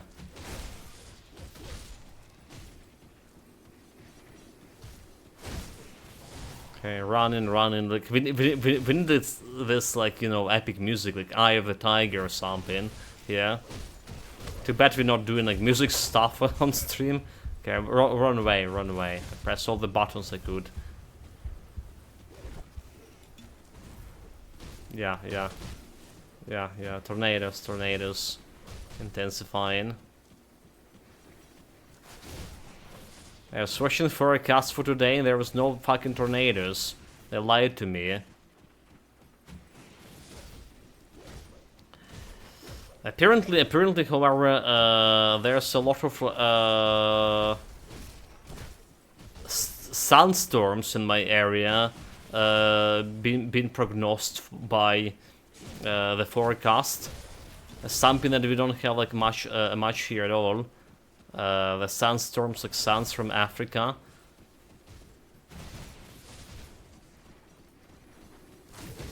Something really like, yeah.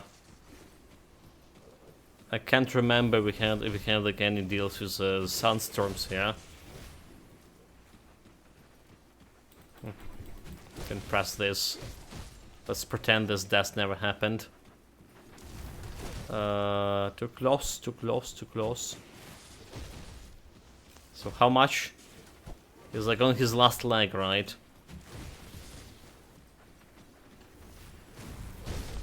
And considering that he only have 2 legs this time, I mean, this type of boss, I just wondering how you even like, you know, running so fast. I've been in the fucking last leg.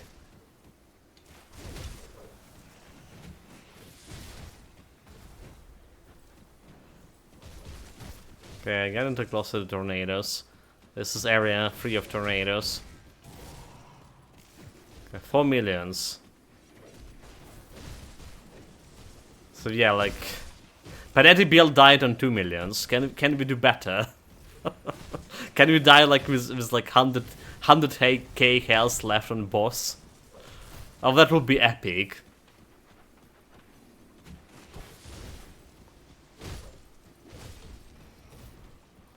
Well, be like epic. But I wouldn't feel like very well about it at all. Okay, got these buffs. I actually used a lot of ointments. Way more than I was expecting to. Okay, there's scummy mistakes.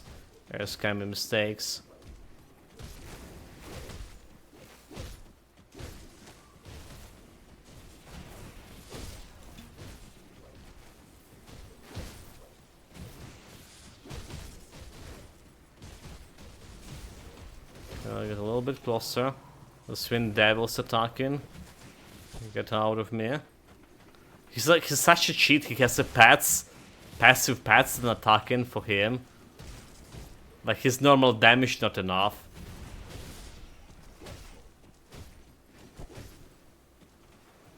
Despicable. The bosses never play fair. Okay, so 2 millions, is it? Oh no, it's not. He's almost dead. He's almost dead, chat. Almost dead. We gotta finish him. We gotta finish him. Finish him, boys. Yeah, I can really say this this fight is longer than Ravager. It's definitely less chill, more relaxing. Apart from a couple of moments. There we go, like easy, absolutely no challenge. Like who this like celestial do you think he is? No challenges, don't get the tornado shit. Like gather visage, got it. So basically we did kill all the celestials on this build.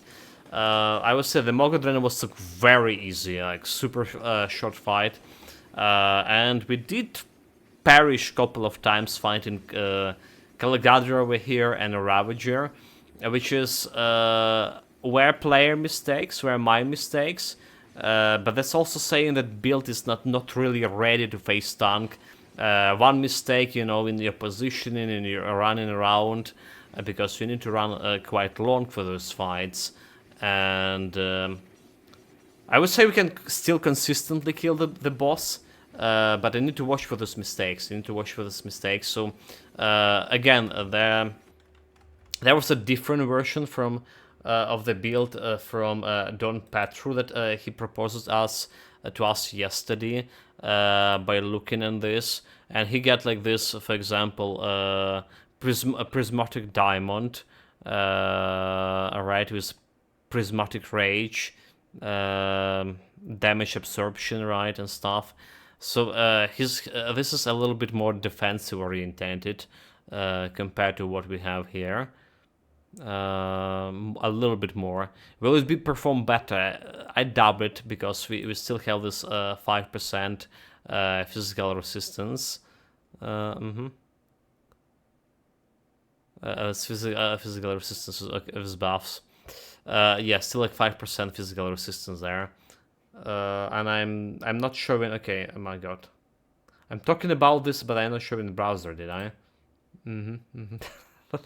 So yeah, I'm talking the helmet here, prismatic diamond, and overall there was some couple of changes compared to the thing is, I think we can do better if he replaces those pants, right? The proposal was to get what they called Gravathul. I think this was Gravathul pants, a rare one. But it's really hard to farm a good one. So yeah, there you go. There's like 94, because he's been a nemesis and all. So it's giving me that Night Shield and Celestial Presence over here. Alright, and you can get like some the spells we're using right now. We're using them mainly for offensive ability. So you can roll attack affix on those pants. Attack affix with some more defensive options or whatever. Could be like really good. Could be really good. But again, it's like super hard to farm those, and the best way to farm those is to go into Shattered Realm, right? But it's like again, it's random loot. You can get like there are so many monster infrequents there, so it's kind of random. So what are we gonna do next? Should we try the crate boss? We're probably gonna die a lot on the crate boss, but let's go, chat. Crate boss it is. Who cares?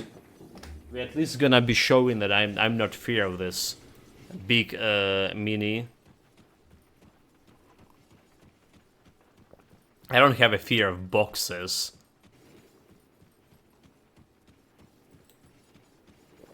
Where was the sink, the cellar? Over here, alright, cellar door. So we got a first crate.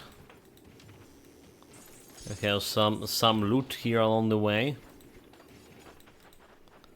Where are the seals? You won't tell me? Fine, don't tell me. Yeah. This dialogue is genius. Alright, so the next seal is the Temple City, right?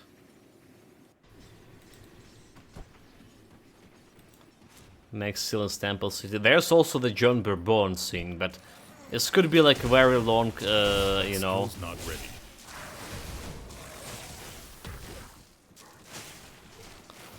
An arduous journey to get to his seal, to summon him. Haven't fought him in a while. I don't think this build any problem is. Well, apart like the John Bourbon was dealing physical damage as well, was it? Physical piercing. Let's see, clone of.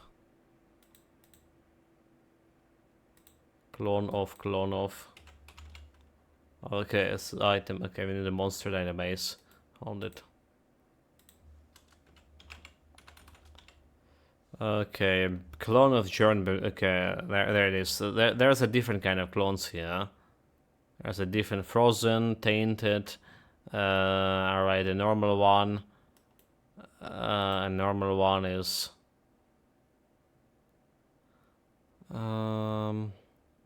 Physical fire and piercing. Okay, piercing damage, right? Well, I think we should be okay technically against them. I can't even remember the steps we need to do for this quest. Do we need like remember that we need to go for steps of torment, skeleton key dungeon? Meanwhile, that was a second crate. Next one. Not in the docks, is it? Next one in the oasis.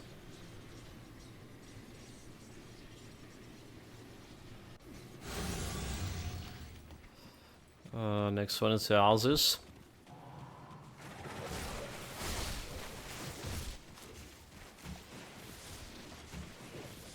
Well, I would already give this build a tier 2. Like solid, it's a solid tier 2 build, which just can do basically. We did level 65 Shattered Realm yesterday. Was no problem going. No problem. Like Celestials, we managed to kill them. All the secret bosses. Well, we killed the Lockar pretty easily. But yeah, because we can die to. Okay, there's a sort seal unlocked. Because we can die also easily to Ravager Calagadra. I can call it like tier 1 build. I mean, it's not right. It's not. And taking my sweet time killing them anyway. Next one is 1 grade of 3, right? That's the first one.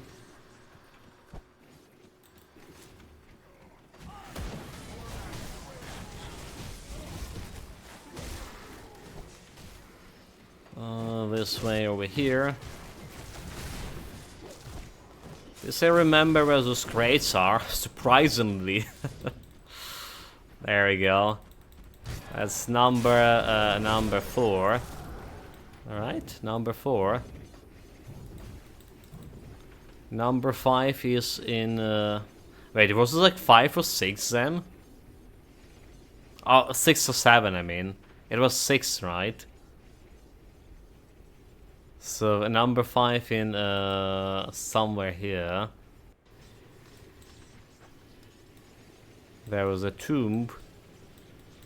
Like this one tomb or this one tomb over here.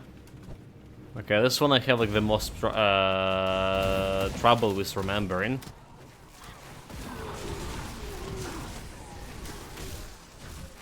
Okay, Tomb of Nephos. Okay, I think that's the one, Nephos, and we just go into the to the right.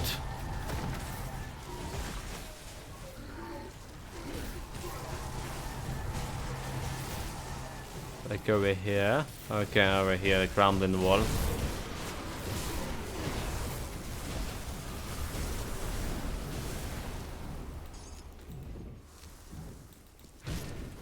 Come to the wall. That's number 5 done. And lastly, we have this guy. We have this guy over here in the Tomb of Eldritch Sun on the second floor in a secret area.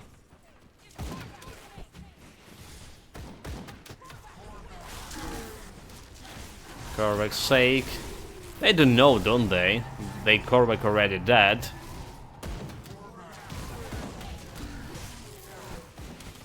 They don't even suspect it.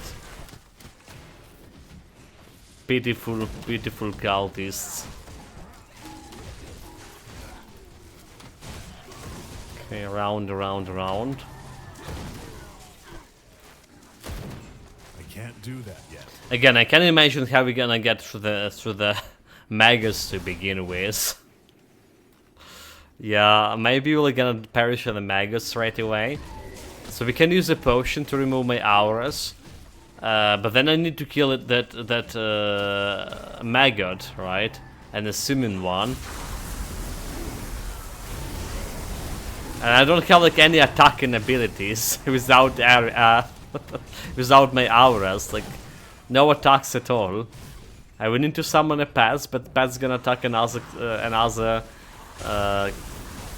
you know, maggots.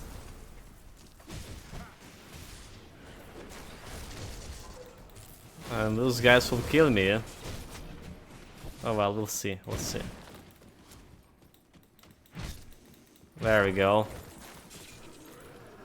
Vision of Endless. So there was a six crates overall. Are we good? Didn't miss anything. Again, I highly doubt like this build can do ever shit to the crate boss, because you saw like the problem is a short leash with the pets. I just can't be like in a safe distance where the other crates can reach me while my pets will be attacking them. I just can't do that.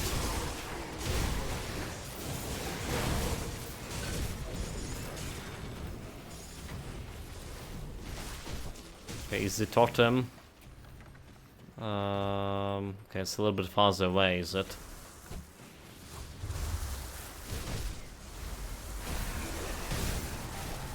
Just faster to go through this area.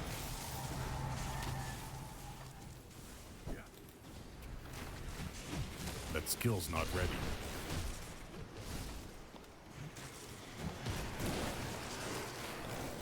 There it is, below the top.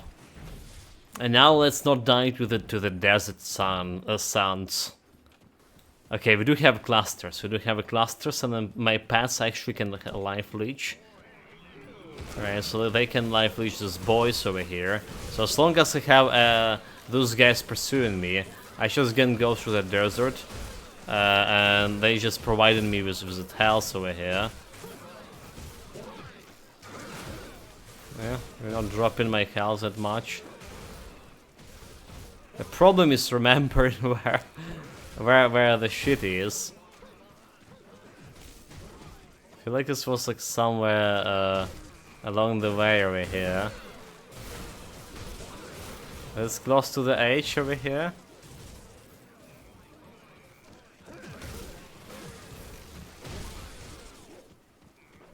It's farther from here. Okay, it's not here, is it? It's not here. We have my health leash. We good.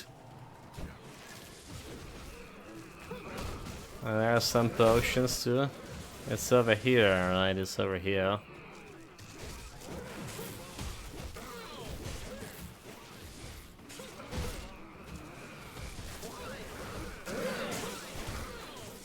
The sounds are intensifying. Oh my god, like where the fuck the shit is? Hey you, there it is. Can't do that yet. There it is. Apart I didn't get the sword, did I? Oh my god, did I? Oh, Oh, like we forgot one crucial component of this. Holy chat, we forgot. I can like teleport it out of this. We forgot the sword. And I was like thinking about it like right before we started like destroying the crates. 6, 7, 7, 7.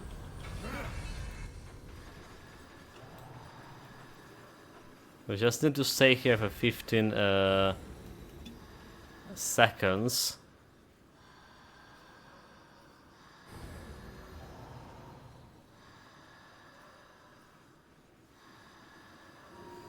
I can't do that. Potion. Okay, I got chill heart. What Is type it- of element are you using? It's a cult, right? It's saying there in the title. Completely cold element conversion with Divine Whispers and Chill Whisper Crown for Blade Spirits, and this one for Guardians of Empyrion. And we have minus 20, 121 or 123, how much we calculated, cold resistance.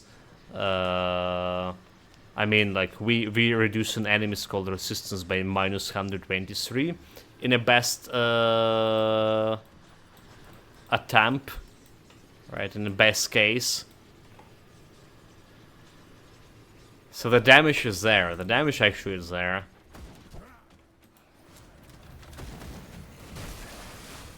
Let's go back. I think it's like just the problem is to keep an enemy on one place for my short leash pass to be able to attack them. Because not only, well, we also need to get closer for Night Shield to be active as well. That's another thing. We blow it up, this time we know the pass. That skill's not ready. Hopefully I'm not gonna get lost. Yeah, like I was thinking about fire damage to begin with. Because I'm actually very interested in how the fire damage gonna work on this build. Like I said before, you can summon way more Guardians of Empyrions than you can summon the Blade Spirits. So our main thing is the Blade Spirits, main damage dealers, more or less. Main pattern, I would say, maybe not damage dealers, because Guardians of Empyrion doing the same damage as the Blade Spirits. It's just in case of the Blade Spirits, we can Hell's Leech from enemies. Every time the Blade Spirit is doing a damage, we are Hell's Leeching. I don't think we can do it with Empyrean build, with Fire build.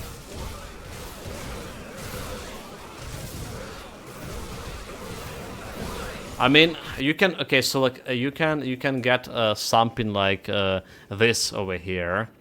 You can get something like this, Mystical Grasp of the Dead, even if you're playing.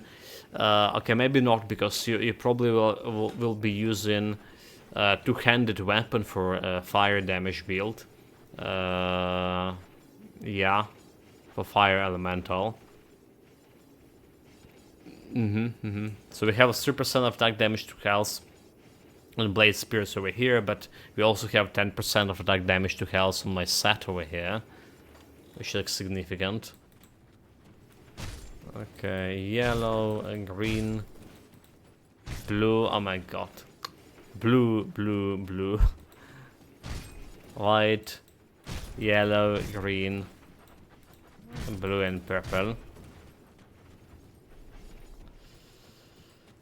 The moment of truth. How are we gonna deal with maggots?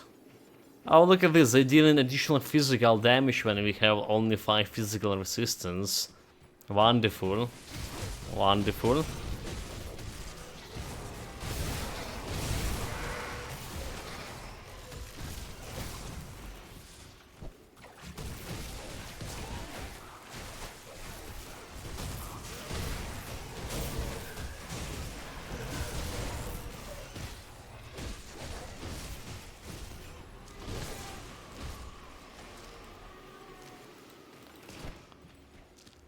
Okay, so we're gonna be, okay. We're gonna be just trying like to kill the maggots with my blade spirits.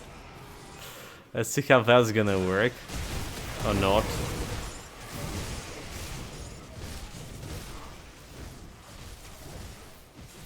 I mean, they're doing damage. Look at it, they're doing damage. They're doing damage.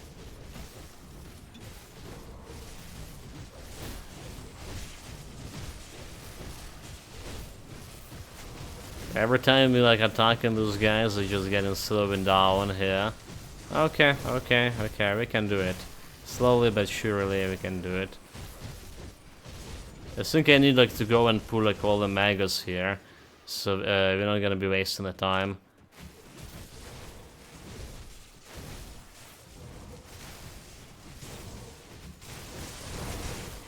I wanna pull those guys.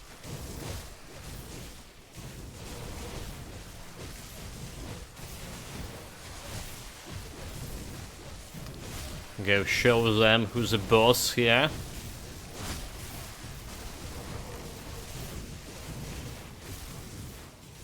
Oh, this guy getting too closer to my person.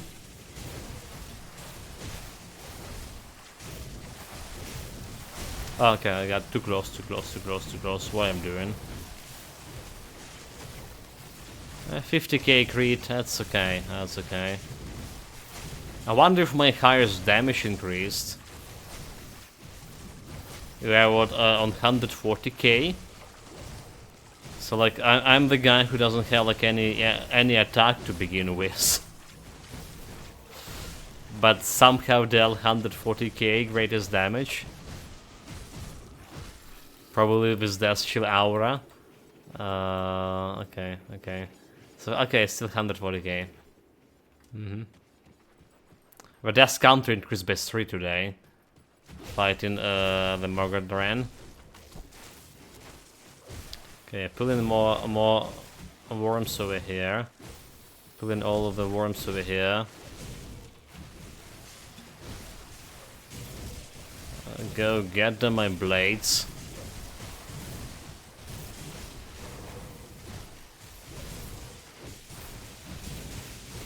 Okay, I was about to say it's faster than my Panetti missiles, but we never went with Panetti missiles here, did we?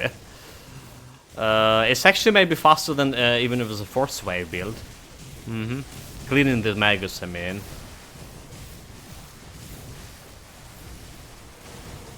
Yeah, the Issa Ray maybe was faster cleaning them.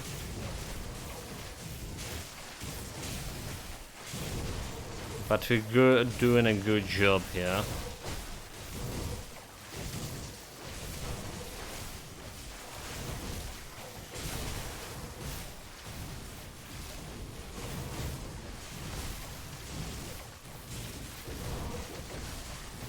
None of those maggots we kill actually were the maggots I need to kill, unfortunately.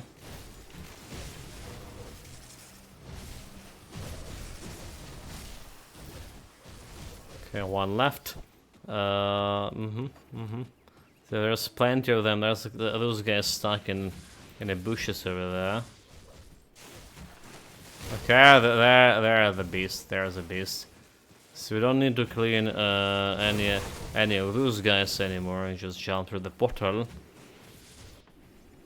And let's leave my personal portal over here. For the connection if the rift disappeared. Actually, I was thinking for a great boss, I can go and do something of a crafting, right? Get my health potion. I got my health potion just in case, you know, to guarantee not get one shot at. Let's see. The health ointment.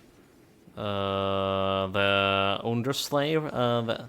So I don't know what's gonna give me more health. This one, just 800 flat health. Oh, theirs was the one that giving me 8% over here.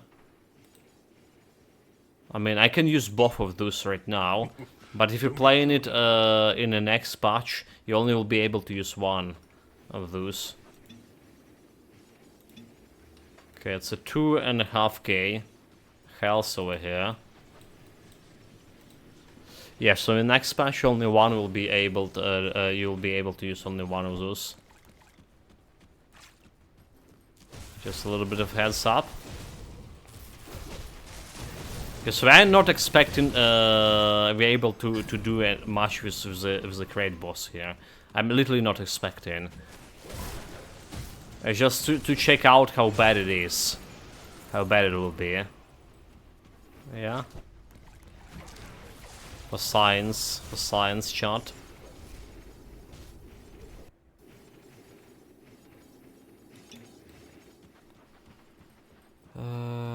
Here we go. Science.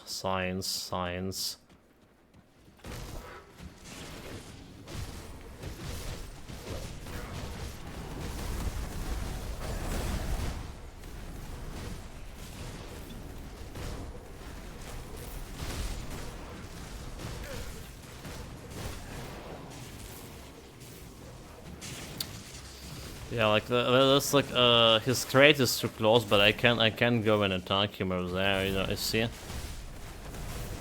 the problem we have here.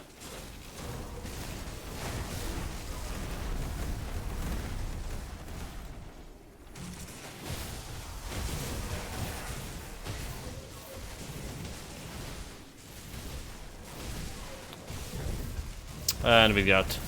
He's just too close. I was staying too close. Well, we actually weren't doing that bad. I mean, we were dealing damage to him, alright, but at some point we just went too close there. And got like what one shot it. I don't even know like what happened. 2k health, I mean. Yeah. Do we have it? Okay, he at least give me like okay, 15k and a half. We were on 13k and a half before. But this could be like something from a previous celestial fights. Yeah, it could be something from previous fights. So the problem is like we can't just go back here and fight him again, because we're just gonna wreck by the crates again. So we need like go and reset the whole thing.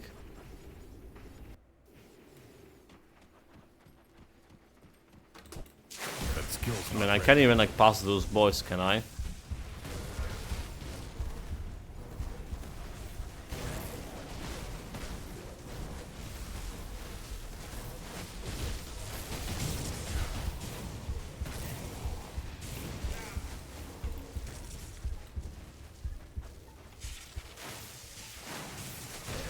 The small crates are here.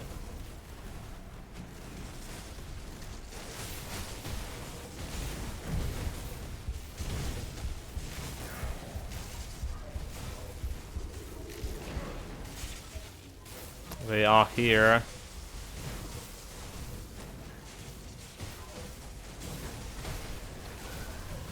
Maybe going for a second love is wasn't the best idea.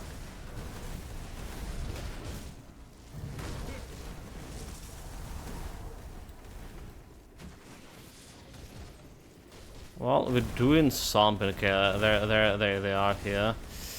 They are here. They are here.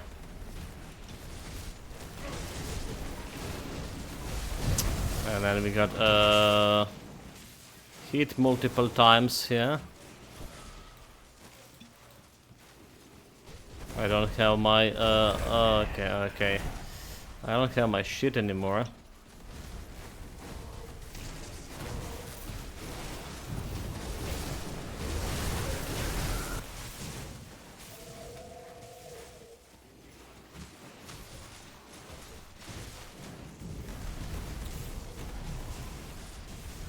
Do we have more traits over here? There's the bastards. Fuck! There's still like little children over there.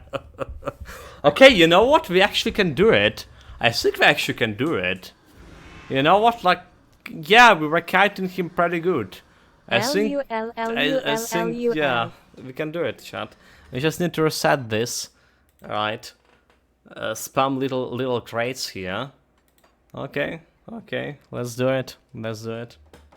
So, you know, a little bit problem with my player abilities, because I never killed the crate boss here, right? There was a couple of builds that I had that had potential to kill it, but my pilot in those builds were bad. Because you need to how to move around. Now I feel a little bit comfortable, more comfortable moving around the crate area compared to how it's been like before. So let's try it until we do it. You do not need abilities when you have immortal pets doing all the fighting. Yeah, but you need to be Laughing face. very close to, you know, taking some damage. You saw like I got in one shotted there. Oh, it seems like I got. So you need to have a good plan, like considering your movements around the area. It's true for any builds you playing with, you're trying to kill crate with. You need to know how to move around.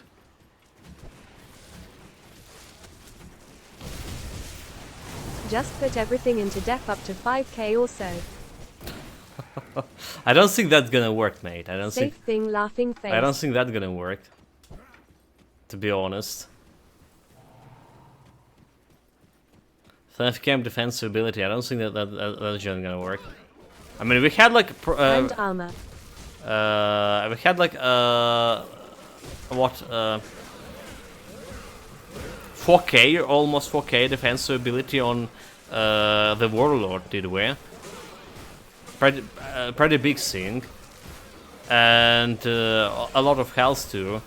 And then like, those maggots just were one-shotted me, and we also had like a lot of armor, right? The best armor we can get, the best armor value, and we also had a lot of the That skill's not ready. physical resistance. So I don't think you can just face stun the crate.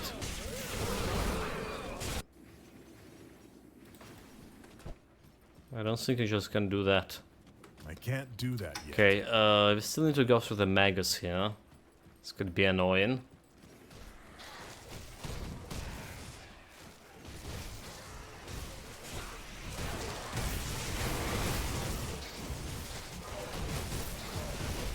Yeah, so it still can take some time to kill them.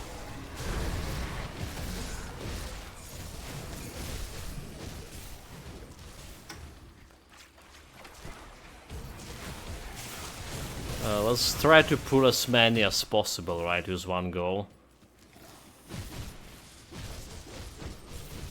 Why are they not moving? Come on, you fools. Oh, they behind, they behind.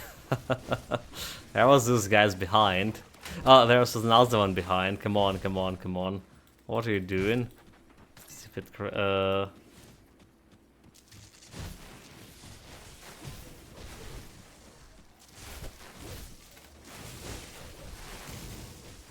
Okay, I think we pulled as many as we could there.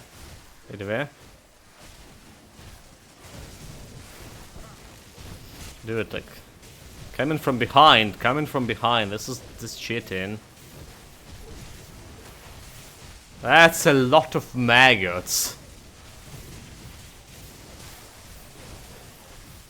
I almost feel like my game like getting you know mini freeze here and there, mini logs. 1 FPS maggots. Yeah.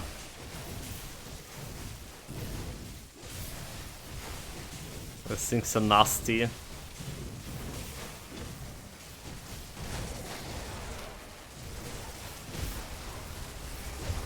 Oh, come on, where the demons came from? Oh, there we go. Let's find any more feeding prey here. I'm running too far away from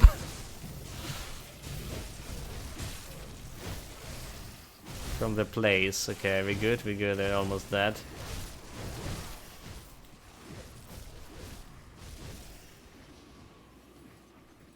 No challenge, no challenge.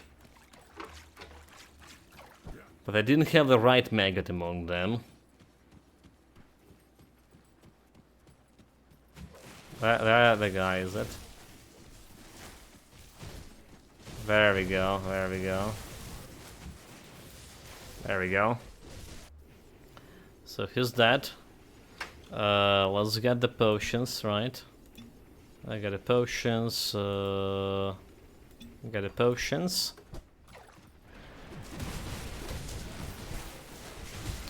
I need to waste my time on those guys.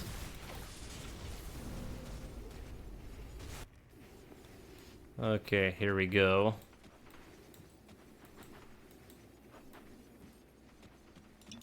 Get the potions. Get the ascensions ready. Don't stay too close to him.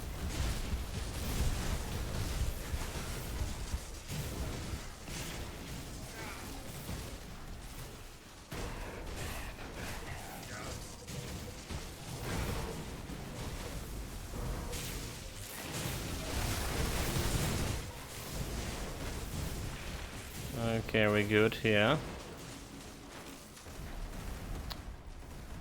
Like a stupid crate and upstairs.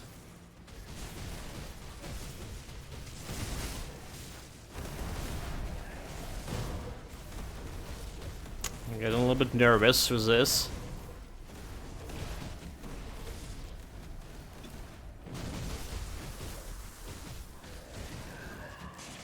Alright, 1 million. Come on, come on.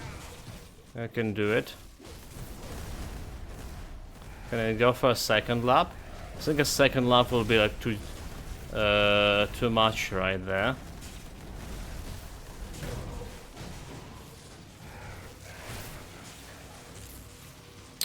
Fuck, we're out of place.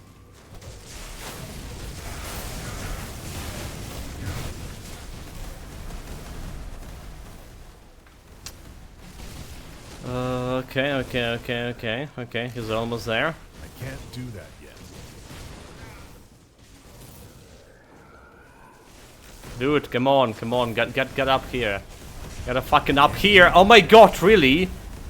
We almost killed him. You saw it. We almost killed it. And he would refuse to go upstairs, you know, to fight me like a man. Despicable. Coward. Oh, what a cheat.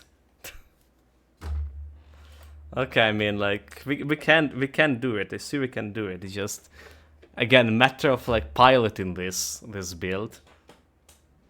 Oh, my lord. Like, my first great boss kill and...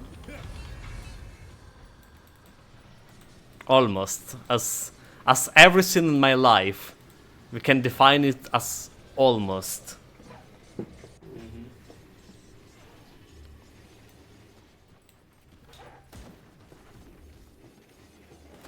Damn that guy, like, just doing that shit for me.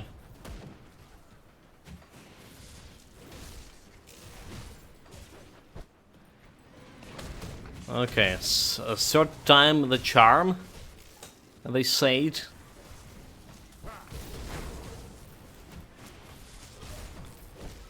That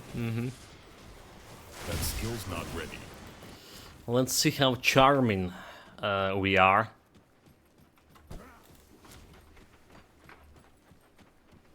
Like 100k health or something like he left with, right? And Manticore was still attacking him. But my other spirits couldn't get close. That skill's not ready. Other spirits couldn't get close.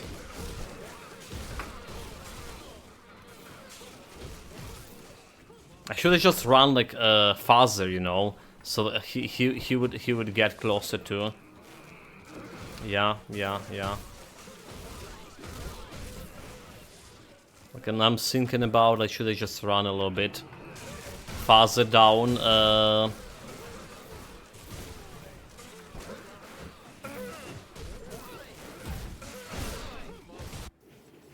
come on, he's moaning.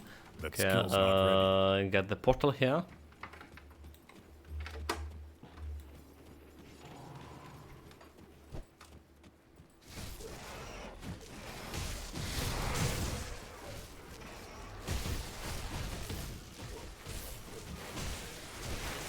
Oh, there are the Magus. Wait a minute. There's already Magus over here.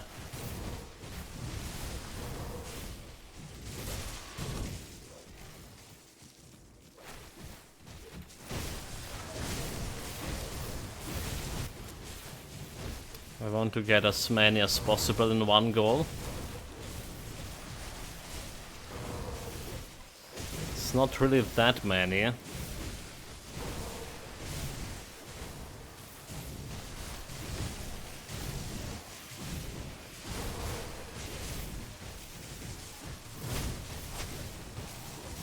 But we're doing what we can do.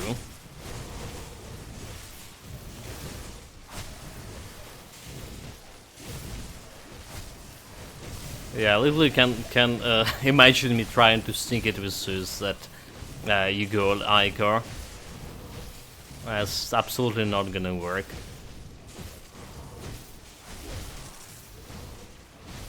Like this guy is still happen to have full health. What happened here? He's just stuck or whatever? Okay. Let's leave him be.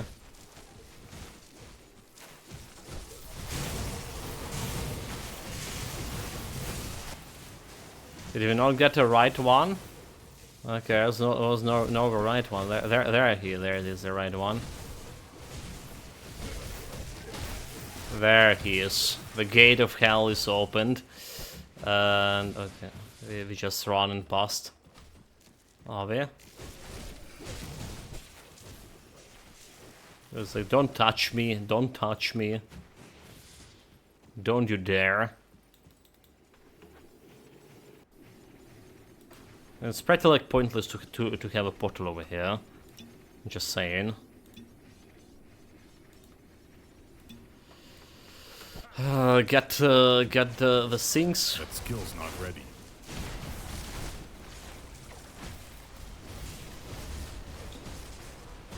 Fingers exercise. Pumping myself up. Okay, here we go. Potion above. Make him attack me. Dude, he's like jumping backwards. It's so uncool. Dude, like what the hell? He's fucking jumping backwards. Okay, we're not doing good here, are we?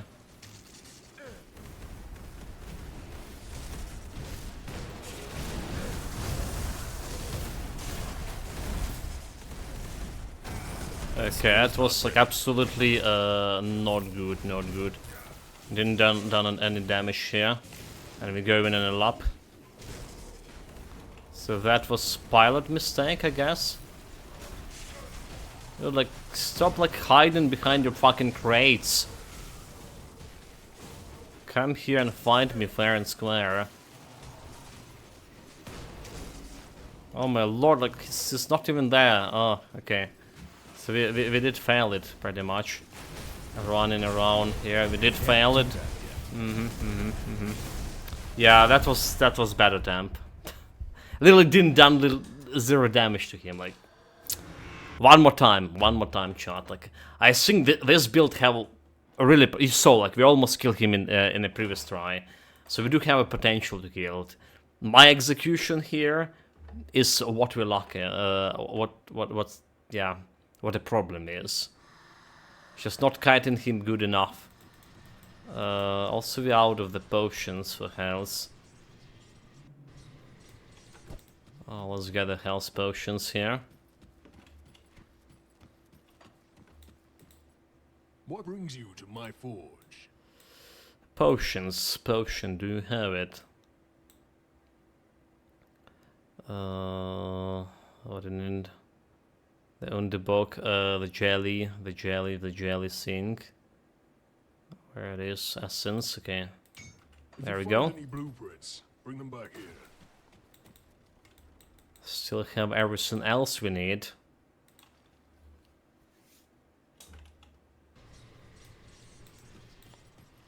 So buff, get the pets.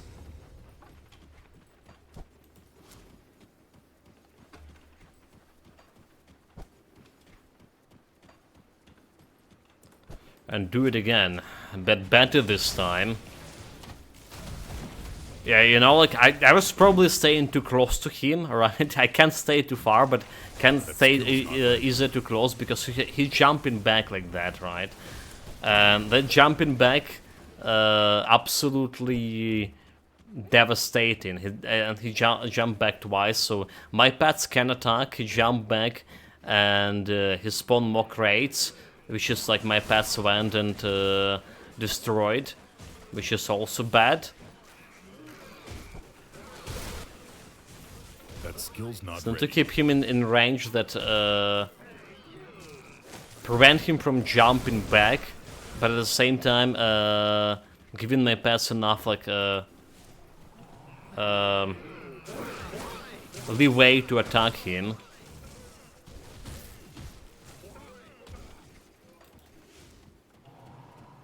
Like those guys, and I need those guys to sustain my health. Come on.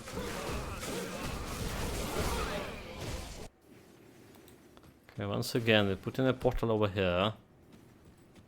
I hate the Magus part. I think like they should, if you destroy the right maggot once, they should keep open the portal for you. They should keep it opened.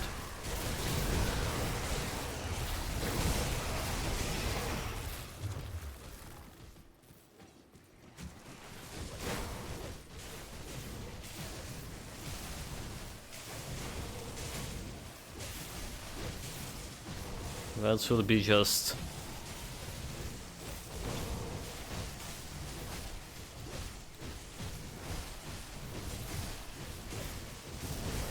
Would be just, I meant to say.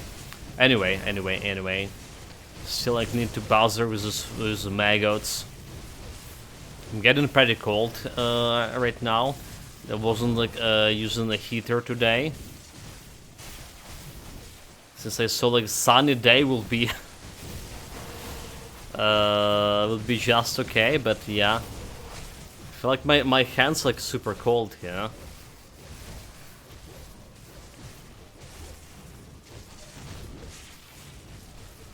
And we're getting close to the last months of the spring. The funniest thing, the summer probably will be like super hot as well. It's just like, yeah, cold right now, hot in the summer. Not my favorite type of weather shenanigans. Okay, there's the guy, right? Kill him. And we can go past those guys. So that was faster. Let's get all the buffs again. This one, and Hoarfrost oil. That skill's not ready. So we're not getting cold, at least in game. We're ready here. Fingers exercise. Let's do it. This time for sure. Last try. Skill cooldown, recharge physical damage, chaos damage. It's also dependent a lot of like about what kind of buffs we can get.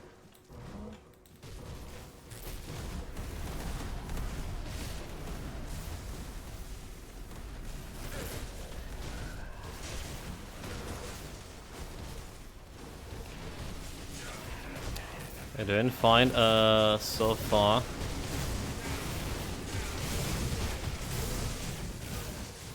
Jump it back, which is not what I wanted him to do.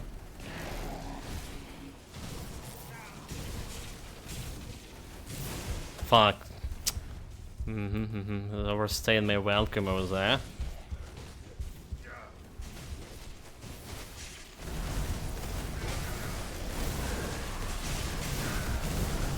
Overstay my welcome. Overstay my welcome. Yeah, I think I could do it with Blade Barrier and then just jumping off and it just one-shot me. Anyway, chat, that's... we have potential, but I don't have like enough mastery of this fight yet to kill it. And I'm getting like really cold here. I'm not gonna be like turning on my heater today. Like I say, just expensive. So we're gonna be getting to summarizing the build. Alright, getting to summarizing the build. And gonna be jumping into Shattered Realm. Level 65 Shattered Realm. So the build does have potential. Anyway, let's do the summarizing YouTube stuff. So we're turning off Christina for now. Let's go it. So hello everyone, Austerius here with yet another build. Today we're playing a Dervish build, which is Nightblade plus Oathkeeper. We're doing Blade Spirits plus Guardians of Empyrion build, a passive pets, which is the pets that are scaling with a player bonus, not a pet bonus. And we're doing a cold damage for those guys. The build actually has the potential to kill the Great Boss. We did fail to kill it. His left leg was 100 something K health, but that was due to the player mistakes rather than build fault, right? So we also killed all Celestials. Mogadren was especially fast fight. Kalagadra and Ravager can potential to kill you if you not navigating good enough. But we also killed them. Those two Celestials are kind of slow run, like slow fights. 15 minutes fights or something. And which is like a lot of tier 2 builds. I need around 50 minutes to kill those Celestials too. Which I'm gonna be calling this build a tier 2 build. With potential get to closer to tier 1 because like Great Boss was almost defeated with it. And what else? What else to say here? Everything basically. So we're gonna be talking how this build work, how to build this build from scratch, and what kind of items you need to get later on in end game, what kind of items you can use in early game. But first I'm gonna demonstrate the build in the Shatter Realm. We're gonna jump into level 65 Shatter Realm, the highest I can currently have. And we're gonna discuss all of that stuff like devotion skill points, how to best invest in skill points early on, and so on, usual stuff for the next like half an hour or so. Also, there is a link to our full playthrough for the last day of playthrough on this build. It should be somewhere over here if you're watching it on YouTube. That's showing me killing all the Celestials and trying some Great Boss and stuff. So first of all, the Shattered Realm, to demonstrate a little bit how the build is working. This build doesn't have any active attacking abilities. You can technically has like something like a Ring of Steel on this one, right? It's just doing like cold damage, Ring of Steel. Right, you could go for that, just to do some periodic damage here and there. However, I decided like to give the spotlight for my pets. So we have a Nemesis pets here that came in from a relic. We have 3 Blade Spirits, my main pets, which is also Health Legion for you. They have a certain percent of attack damage converted to health, helping with sustainability for the build. We have Guardians of Empyrion here, 2 of them, which is also doing cold damage. Sorry about that. And basically, the build have 2 active skills only. You summon these pets. Those pets have incorporeal bodies, so they not taking any physical damage. We have the pet attack skill on my attack command, so I can choose what kind of... I can move the pets with this, and I can choose what kind of priority target to attack with this. One active skill is Pneumatic Burst, buffing your offensive ability, buffing bunch of stuff, right? Another active skill is Ascension, which is buffing your offensive ability and coincidentally pet offensive ability, which is pets are greatly depend on your offensive ability and stuff. We also have the Blade Barrier for emergency situations. And when you just need to stay on a couple of seconds on one place,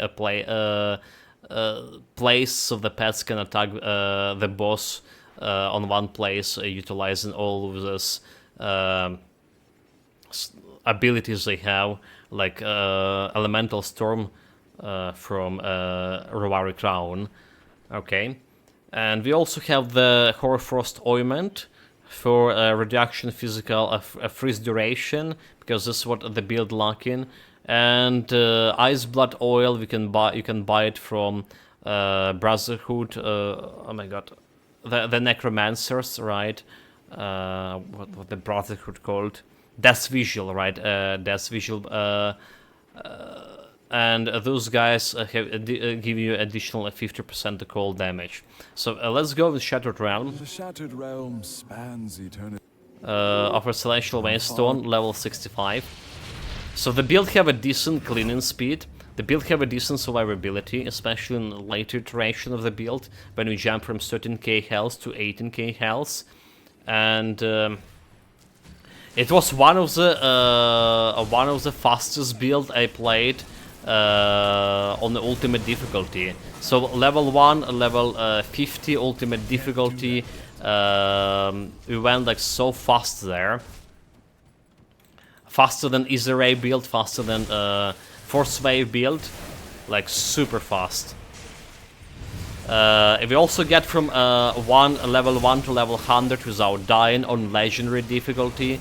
And the build have definitely potential for hardcore, a very good potential for hardcore. It's very safe build to play in hardcore, just you need to be, well, more defensive, maybe play than I'm playing. It's depending on the pilots a lot of the time. What else to say? We did got one-shotted late in endgame, just because I was too careless and have 13k health only. Nowadays with this version it's way safer, way safe. Okay, there's Regenerator guy, a couple of them. We need to kill the Regenerators and kill everyone else here. So you say that the cleaning speed is decent, not as fast as Izarei build, not as fast as our Force Wave build, but still decent. And we also getting all this Health Leash, which is helping with the survivability greatly. Admittedly, you before level 94, you will not get in this Health Leash, so we need to play carefully. Like, few words how we play in the builds while we're going through those things. Okay, there's a damage reflection guy. So when pets attacking the damage reflection elite, the reflective damage coming back to you as a player because they incorporeal. So we need to be mindful of that. Early on, you could have a problem with damage reflection. At least if you're gonna play as we do. So we start in every build on ultimate difficulty right away, level 5 ultimate difficulty, using a merit for this. Okay, there's some Nemesis over here, so let's see how fast we kill in the Nemesis over here. I would say like fast enough, right? Fast enough. Every time we start an ultimate difficulty, we just put in a great strain on the build itself, because you're starting with the negative resistances. We're doing more or less soul self-found too, so we don't have much items from a Grim Dawn stash coming, and not having a reputation with other factions, meaning you don't have a powders to compensate for resistances on ultimate difficulty. So that's bringing some challenge to the build, and this build done admirably through the whole through the whole legendary difficulty, from level 1 to level 100, without, like I say, dying. Okay, we're slowing down a little bit over here. Let's find all those leeches. There's another another nemesis. Let's go and kill him. Let's see how good we can deal with this kind of guy. Okay. The only weakness of the build is, well, you don't have physical resistance at all. 5% in my case. Only 5% physical resistance. And your pets are, which is probably a physical resistance probably would be less relevant in the next patch that come in, that nerving a physical damage of enemies. Yeah. Okay, those guys have a nasty poison. And another thing, your pets have a very short leash, right? So like, I need to stay like really close to the enemy in order to attack him. Let's get my the frost sink. Okay, this guy had like a lot of children spawners there. Be careful, be careful. So if I wasn't back on a certain K health, I would like died already. But we can do it with this. A little bit of blade barriers. I can't do that yet. Chupacabra saw me.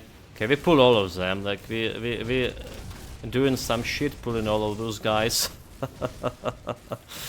That's not what I'm meant to do.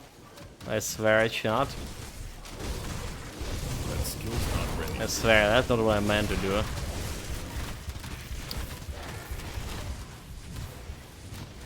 I really need to kill that frost guy, but because you can see the short leash we have on this guy here.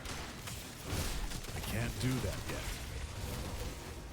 The short leash is really bad for your health.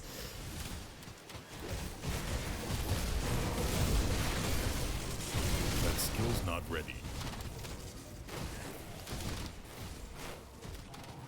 So we kind of tanking all of this to a nemesis at once, and plus the normal boss sync.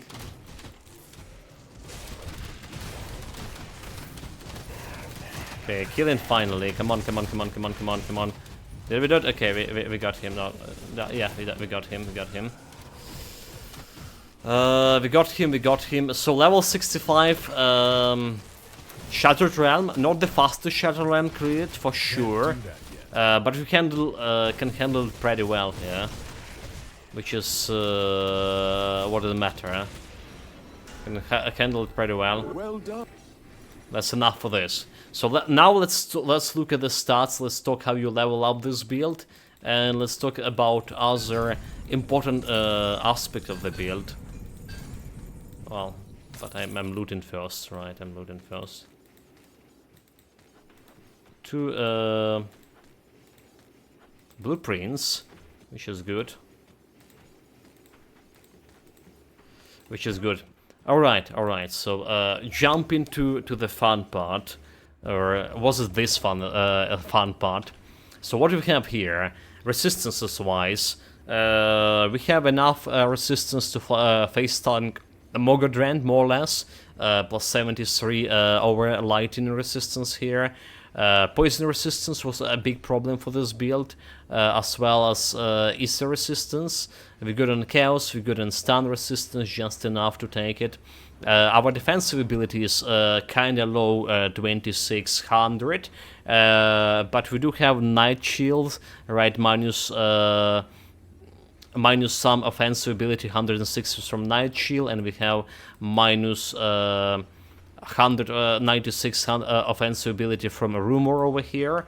So that's kind of compensated a little bit for lack of this defensive ability. And we were doing okay with that. Offensive ability, on the other hand, I wanted to have 3200.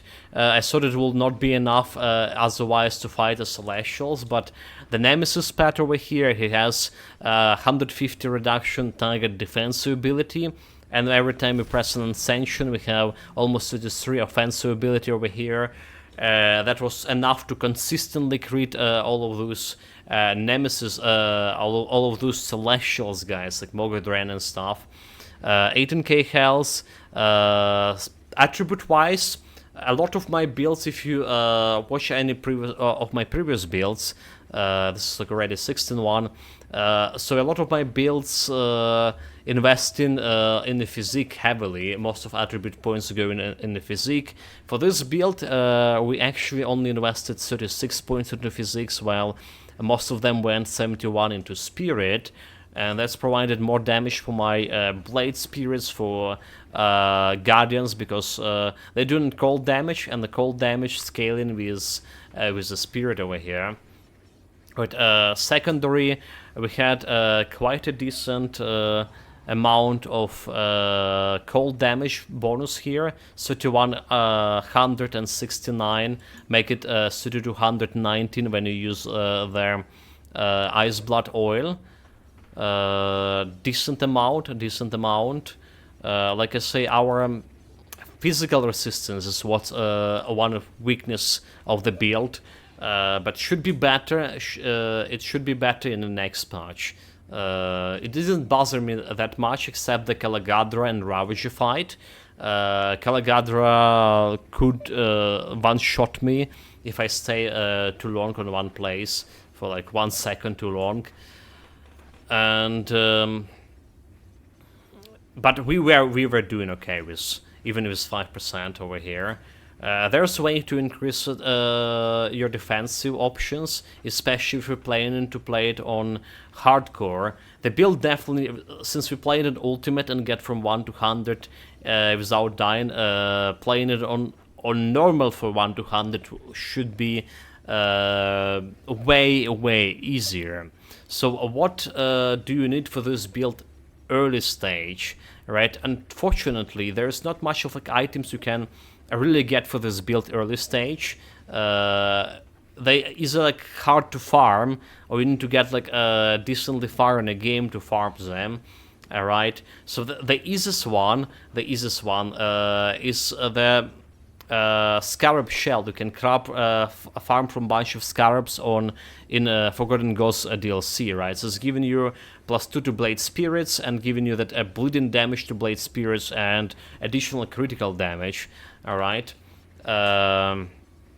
This is literally the item I went and got on level 20 and level 25, because you're playing on legendary difficulty. So for legendary difficulty, you can buy those Saber Merits, right? If you completed ultimate difficulty, that is, and transfer it to another character. So it's unlocking all the attributes, all the skill points from previous difficulty, and all location teleporters.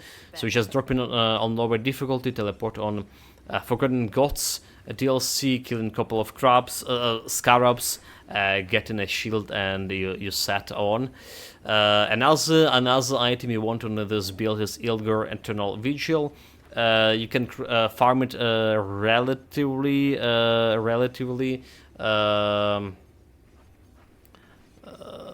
earlier. What I did use early on, I did use the Gutworm medal.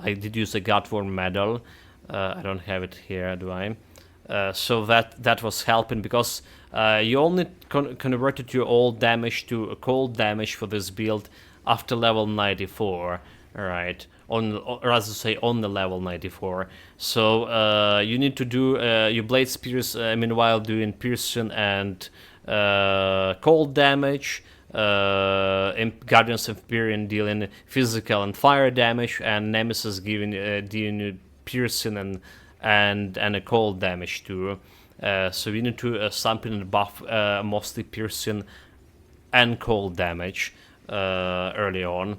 Alright, so we did use Arbiter on level 35 as low level relic for more elemental damage, which is good for spirits, both spirits, guardians and blade spirits.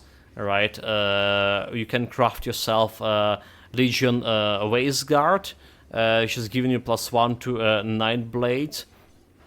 It's one of the reputation craftable faction green belts, and this is you can craft up. The lowest one can craft on level 35, the highest on level 70. That's what we like using a lower difficulty. What else we're using? So another item which is could be useful is this one, level 80. Okay, it's not a lower item.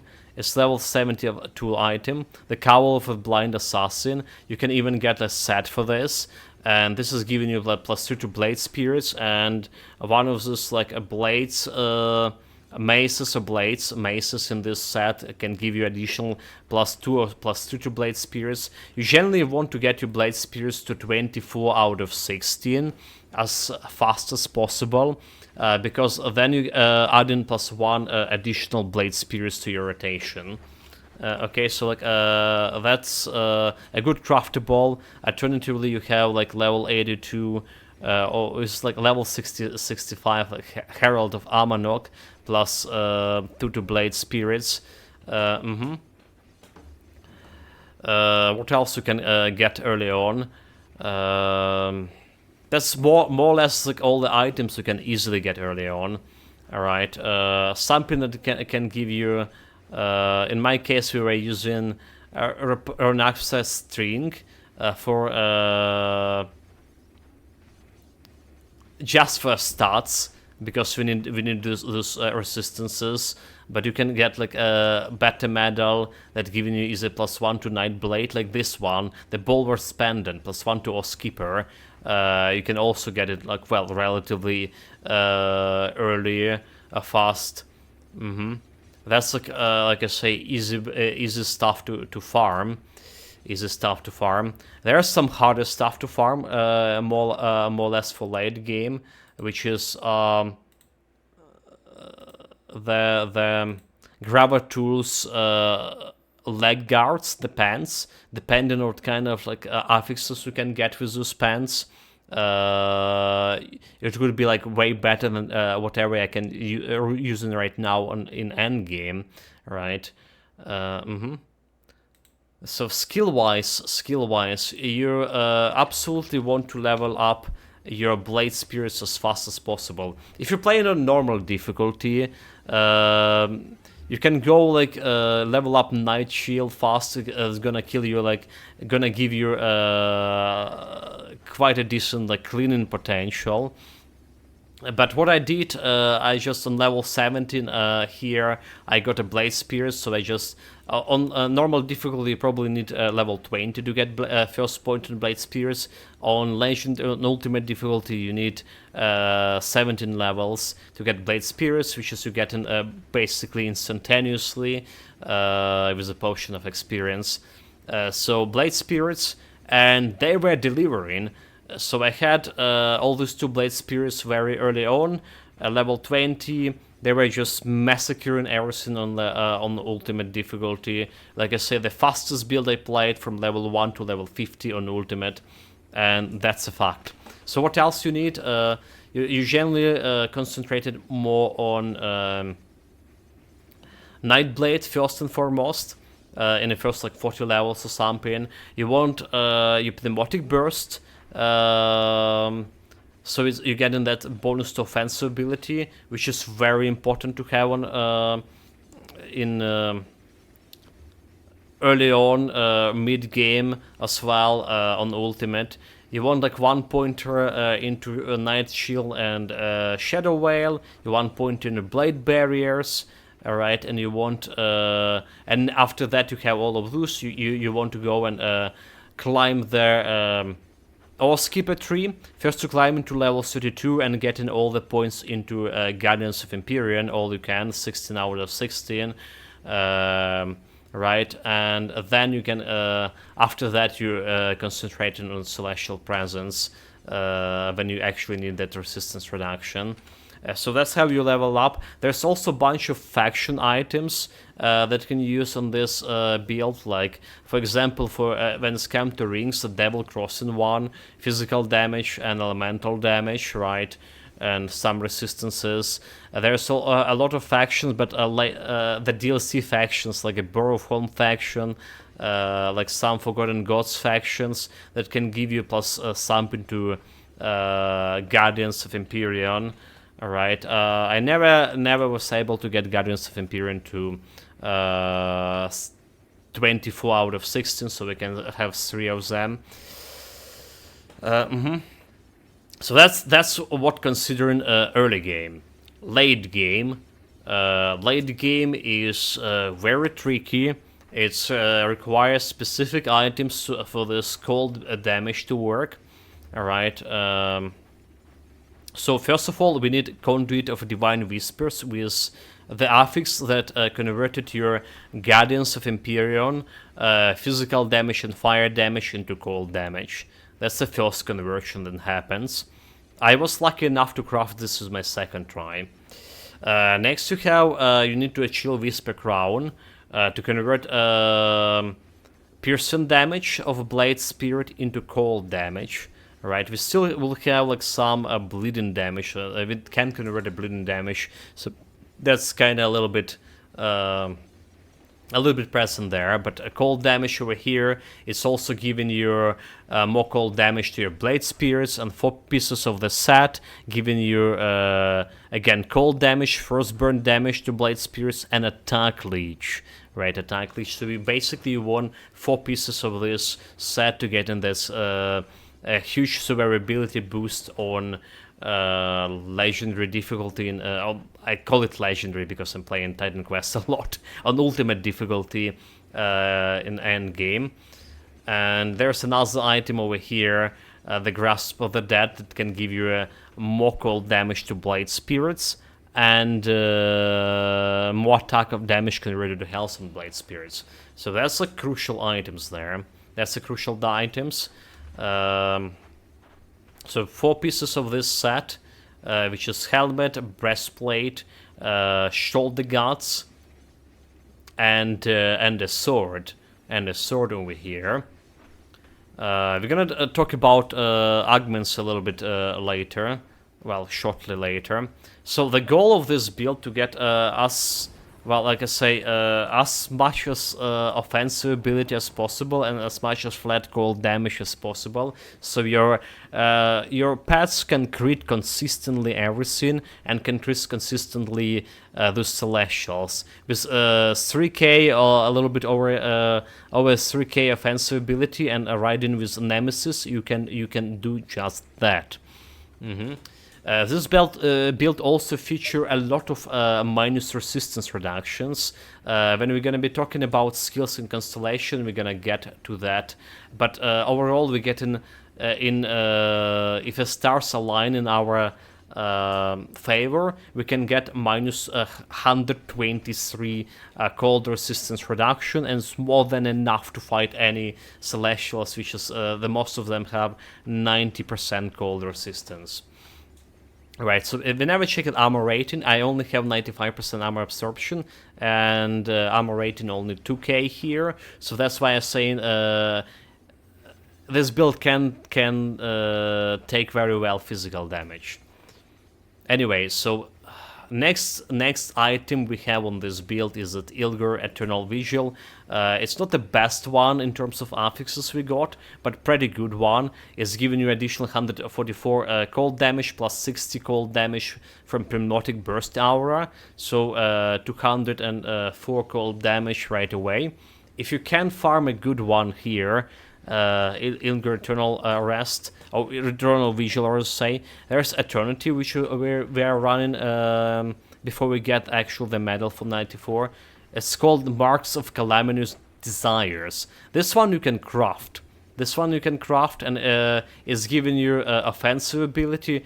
Like I say before, we concentrated on the items that can give you more of offensive ability here to my build, so reach that 3k point at least. And it's also got an elemental damage, so it's a pretty good one to have if you can find this one. Same goes for rings. There's a craftable ring, Mystical Band of Eternal Hound. It is not giving you much of offensive ability, but you have a decent cold modifier, chaos and vitality resistance which you need, and also you have Eternal Hound with chance of attack 10% to get minus additional 10 cold resistance, and it's happened very often, right? If you go to this. Oh my god, where is the... Okay, Training Diamonds over here, right? If you go to Training Diamonds, you look at them, and... okay, I say it's happened pretty often, come on, game. Yeah, the green icon there, the green skull, right? That's the Hound ability just happened. It just happened over there. Well, decently often. Happened decently often. Like watching it again. But yeah, that's an additional minus 10 cold resistance. And again, it's adding to that 100 in summary to minus 123 cold resistance reduction. Okay, so for the belt we have here Spell Breakaways Guard. For more cold damage, +1 into Nade Blades. Right, more offensive ability for percentage over there. Alright, Nemesis here as a relic for the Nemesis pet. For the pants, we're using actually blue pants, which is the only pants that can give you cold damage and offensive ability, except the Grabber Tool pants if you roll in with a proper modifier. There's better pants in terms of armor and defensive ability over there and cold damage. But again, we concentrated here strictly on offensive here. Alright. Then another ring, we have Alchemos Torment Ring. This is the final boss in Steps of Torment, which is accidentally Ilgor's Eternal Vigil you also get in from Steps of Torment. Alright. And this is giving you a lot of offensive ability, a lot of cold damage. There's another ring with this set. We're trying to farm it, but we weren't very lucky. It's not dropping that often. So we also, if you're lucky enough, you can replace this ring with something of Alchemist's Touch of Dread here, which is also offensive ability and some cold damage, but you didn't roll a good cold damage here, right? And so like... you can replace this ring with this ring or any of those rings. There's another tournament over here. Another ring you can consider it good for this build. It could be Living Ring, depending on affixes you can roll with. So it's providing already like elemental damage 50%, but if you roll good affixes, you can easily use it for offensive ability, lack of offensive ability, or lack of some kind of resistances. So that's another tip. And we're using like a Grasp of the Dead here, as we already mentioned this one.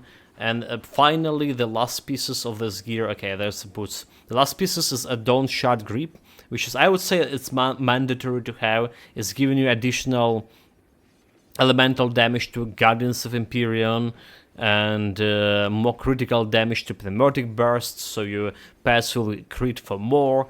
And generally good gloves for this build. And the boots we're using here, Boots of Primordial Rage. There's a different kind you can use. You can use, for example, Amortox Steps, which is giving you defensive ability, and a lot of poison acid resistance. We generally had a problem with poison acid resistance on this build, up until we get Rovari powders, right? So there's this boost, but my current boost is giving me offensive ability again. Offensive ability, chaos resistance, and reduction stun duration, which is again relevant. You want at least 60% stun resistance to face Mogodran. So that's all the builds. Component-wise, on all my Javelers, I'm using the Bloody Crystal. I'm using Bloody Crystal, which is 40 defensive ability, 75 armor, and bleeding resistance. However, you can use different stuff on your amulet and medal, especially in the next patch when the armor maybe will not be as relevant as it in the current patch. So that's the thing.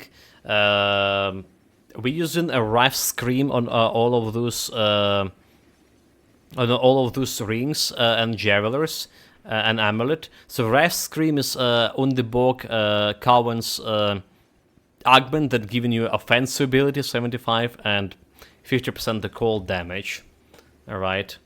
For the hat we're using here Sacred Platin for more Vitality Ether resistance. So we don't have 100% armor absorption on this build. I'm usually using the scale hide on my pants, but I went a different way this time around. We have Poison Ether resistance here, Bismal augments. On both of my weapons, I decided to go with the Cold Stone, which is just giving me that 100% cold damage. Alright, good stuff for more damage for my pets. That's both my weapons. For the powder, again, I'm using the Counts of Undibok's augments, which is giving 55 cold damage and 10% elemental resistance, so getting that additional plus 20 elemental resistance to get my lightning resistance over here to 73%, right? 73% when we have Demotic Burst activated. Then we're using 2 living armor here and living armor over here with some poison resistance and stuff. For pants we're using Blade Platin, health and offensive ability, and for gloves Blade Platin here. Since we got one-shotted when I was like levels 100 with certain K health, we got one-shotted by the same Ilgor in a second phase. He went with that spike attack, thunder spike attack, and that's dealt as much health as we had. So we went invest more into health, which is Mark of Mogodran helping here. I have Soil Blood Binding here as well for more health on my boots and on my gloves. 300 flat health. That's how we get an 18k over there, more or less. And for the belt we have Undibok Leather, defensive, poison, bleeding resistance. So let's consider all those choices of the gear. Again, about this set, a few words about the set I'm gonna say. You need to have a recipe for a helmet, and when to craft the helmet, right? You can farm from totems.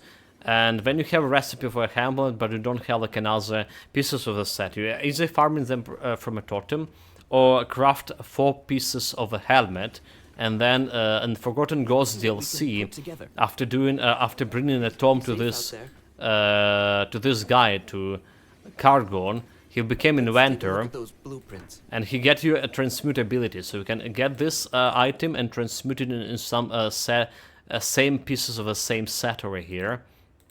Bring me back something interesting. Same pieces of the same set, and you do it until you get all the pieces of the set here ready. That's the easiest way to farm it. You also can get access to transmute abilities if you have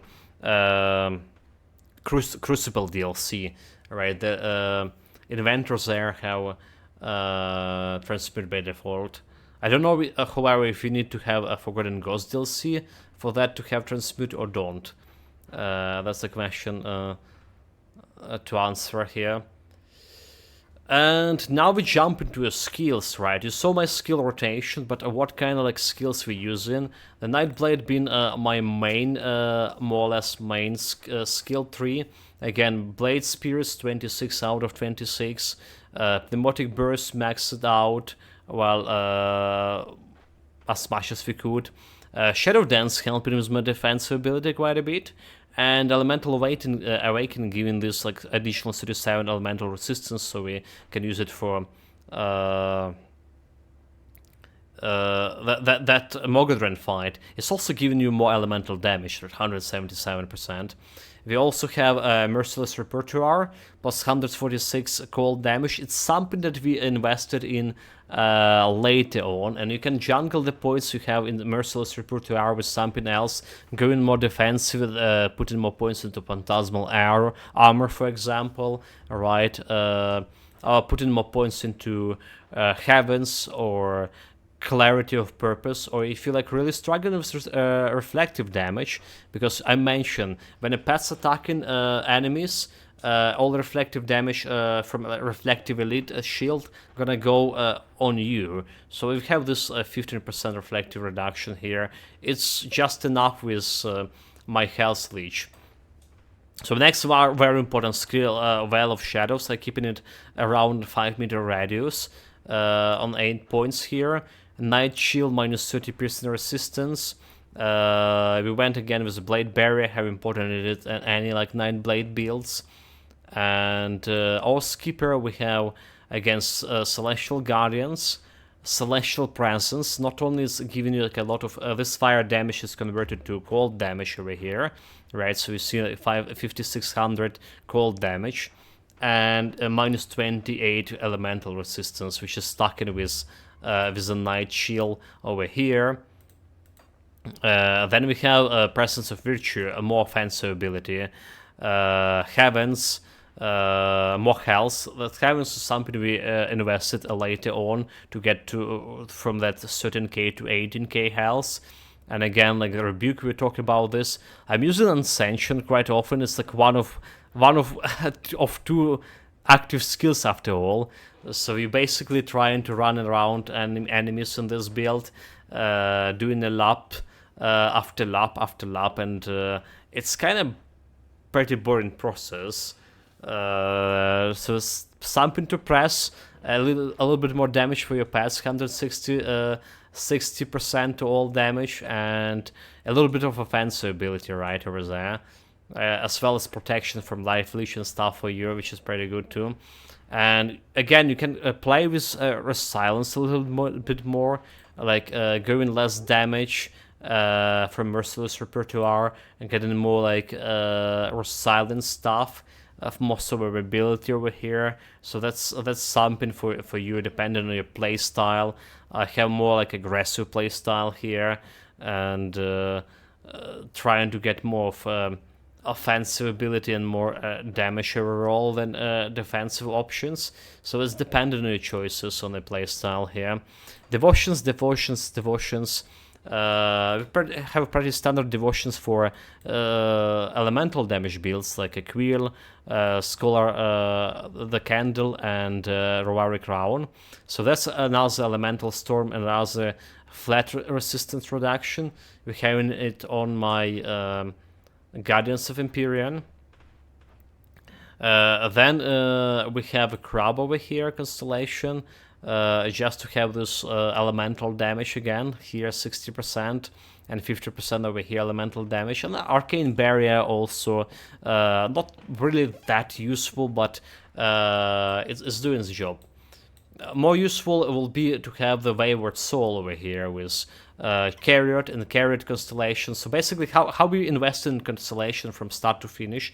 This one, Quill, Candle, and Rovari Crown is the first 3 constellation on any elemental build we're doing. Next we put in my points into a Chariot. Alright, after do down with Chariot, we want to invest to get us close to Murmur and Mistress of Rumors as fast as possible, because we want to level up this minus 23 cold resistance here as fast as possible. So for that we need to invest, we need to get Primordial. So we invested in Tsunami. Alright, investing in Tsunami, which is like another thing that can work for me. Nemesis can do this additional cold damage with Tsunami. And then we started working on the Mistress here. And after that, it's the Crab constellation, it's the Griffin constellation. I was running the Glare here for a while, but then I decided to switch it to Hawk just to get in this bonus offensive ability. There is 3 points into Phoenix, which is giving me that 30 elemental resistance and 40 elemental resistance over here, along the way with some health and chaos resistance. So pretty good investment of the points. And also we have this guy over here for the cold damage, health, cold damage and health, cold damage, frostburn damage, and offensive ability. So all this flat damage, like elemental flat, frostburn flat damage, it doesn't really matter for my build, because my pets don't have like main hand damage converted, main hand weapon damage converted to health sink, right? So they can health leech normally with if you put, for example, something like Restless Remains over here with 3 percent of attack damage converted to health, because the pets don't have the thing. So you need this, like, for example, if you looking at Amaretta Blade Burst, right? It has 75% main hand damage, right? This is mean you can health leech. And all the flat damage you have on the weapons and stuff go into your skill as well. We don't have any means to get it on the Blade Spirits or on the Guardians of Empyrions. That's basically all here to say about the build chart. All here to say about the build. Hopefully didn't miss anything. I really did enjoy it. I really did enjoy the performance. It was a little bit slow in mid-game, not as slow as my Panetis missile, the Vitality build we were doing, but decently slow compared to other builds. But it's like generally a high-level tier 2 build, close to tier 1 build when it's coming to endgame, and yeah, I was very satisfied with it. Again, like I say, there's a couple of build decisions, couple of better items to farm for it, but it will take significantly more amount of time to do it, which is I'm not invested in. Don't have much of that time. So thank you very much for watching. I would greatly appreciate it if you put that follow button on my YouTube channel. I don't have much of like revenue. I rather say my only revenue right now is like streaming, so it will be cool if I can reach the 1,000 followers on YouTube, so I can start getting revenue from YouTube as well. That will help the streaming and the quality of the content overall, so will not be like worrying much about how to get by next day, and concentrating more like on thinking about better builds, better content overall. Again, thank you very much for joining, thank you very much for watching. We're done with the YouTube part of here. Thank you Twitch chat for staying and listening to this as well. Really do appreciate it, guys, being here. So what we're doing next, we kind of talked about it yesterday, but we're gonna be taking a pause in the Grim Dawn for a little bit. We're gonna be jumping to Yakuza, right? We're doing on the morning stream Yakuza. On an evening stream we're still doing Fallout New Vegas. I'm actually enjoying that game quite so much. And so I don't know how long is a Yakuza or Fallout or New Vegas gonna keep us busy. There's potential new releases coming in next month's new games that again, YouTube community promised me some of those, like Homeworld 3. So we will see about that. We'll see about that. But we're definitely coming to jump into the next build as soon as possible. And you always can check out my previous build on a YouTube channel, which is Supreme Intelligence. Surprise, surprise, it's not an Austerius. And yeah, if you go like type it in YouTube, search bar Supreme Intelligence and go to search filter, let's say in the channels only, you're gonna see my profile right there on the top. Right guys, take care of yourself, stay safe, whatever you're doing, have fun with it. See you in a couple of hours on the evening stream. For now, catch you later. Again, also big thanks to Azimo for helping with this month's goal. Big thanks for Azimo. And also guys,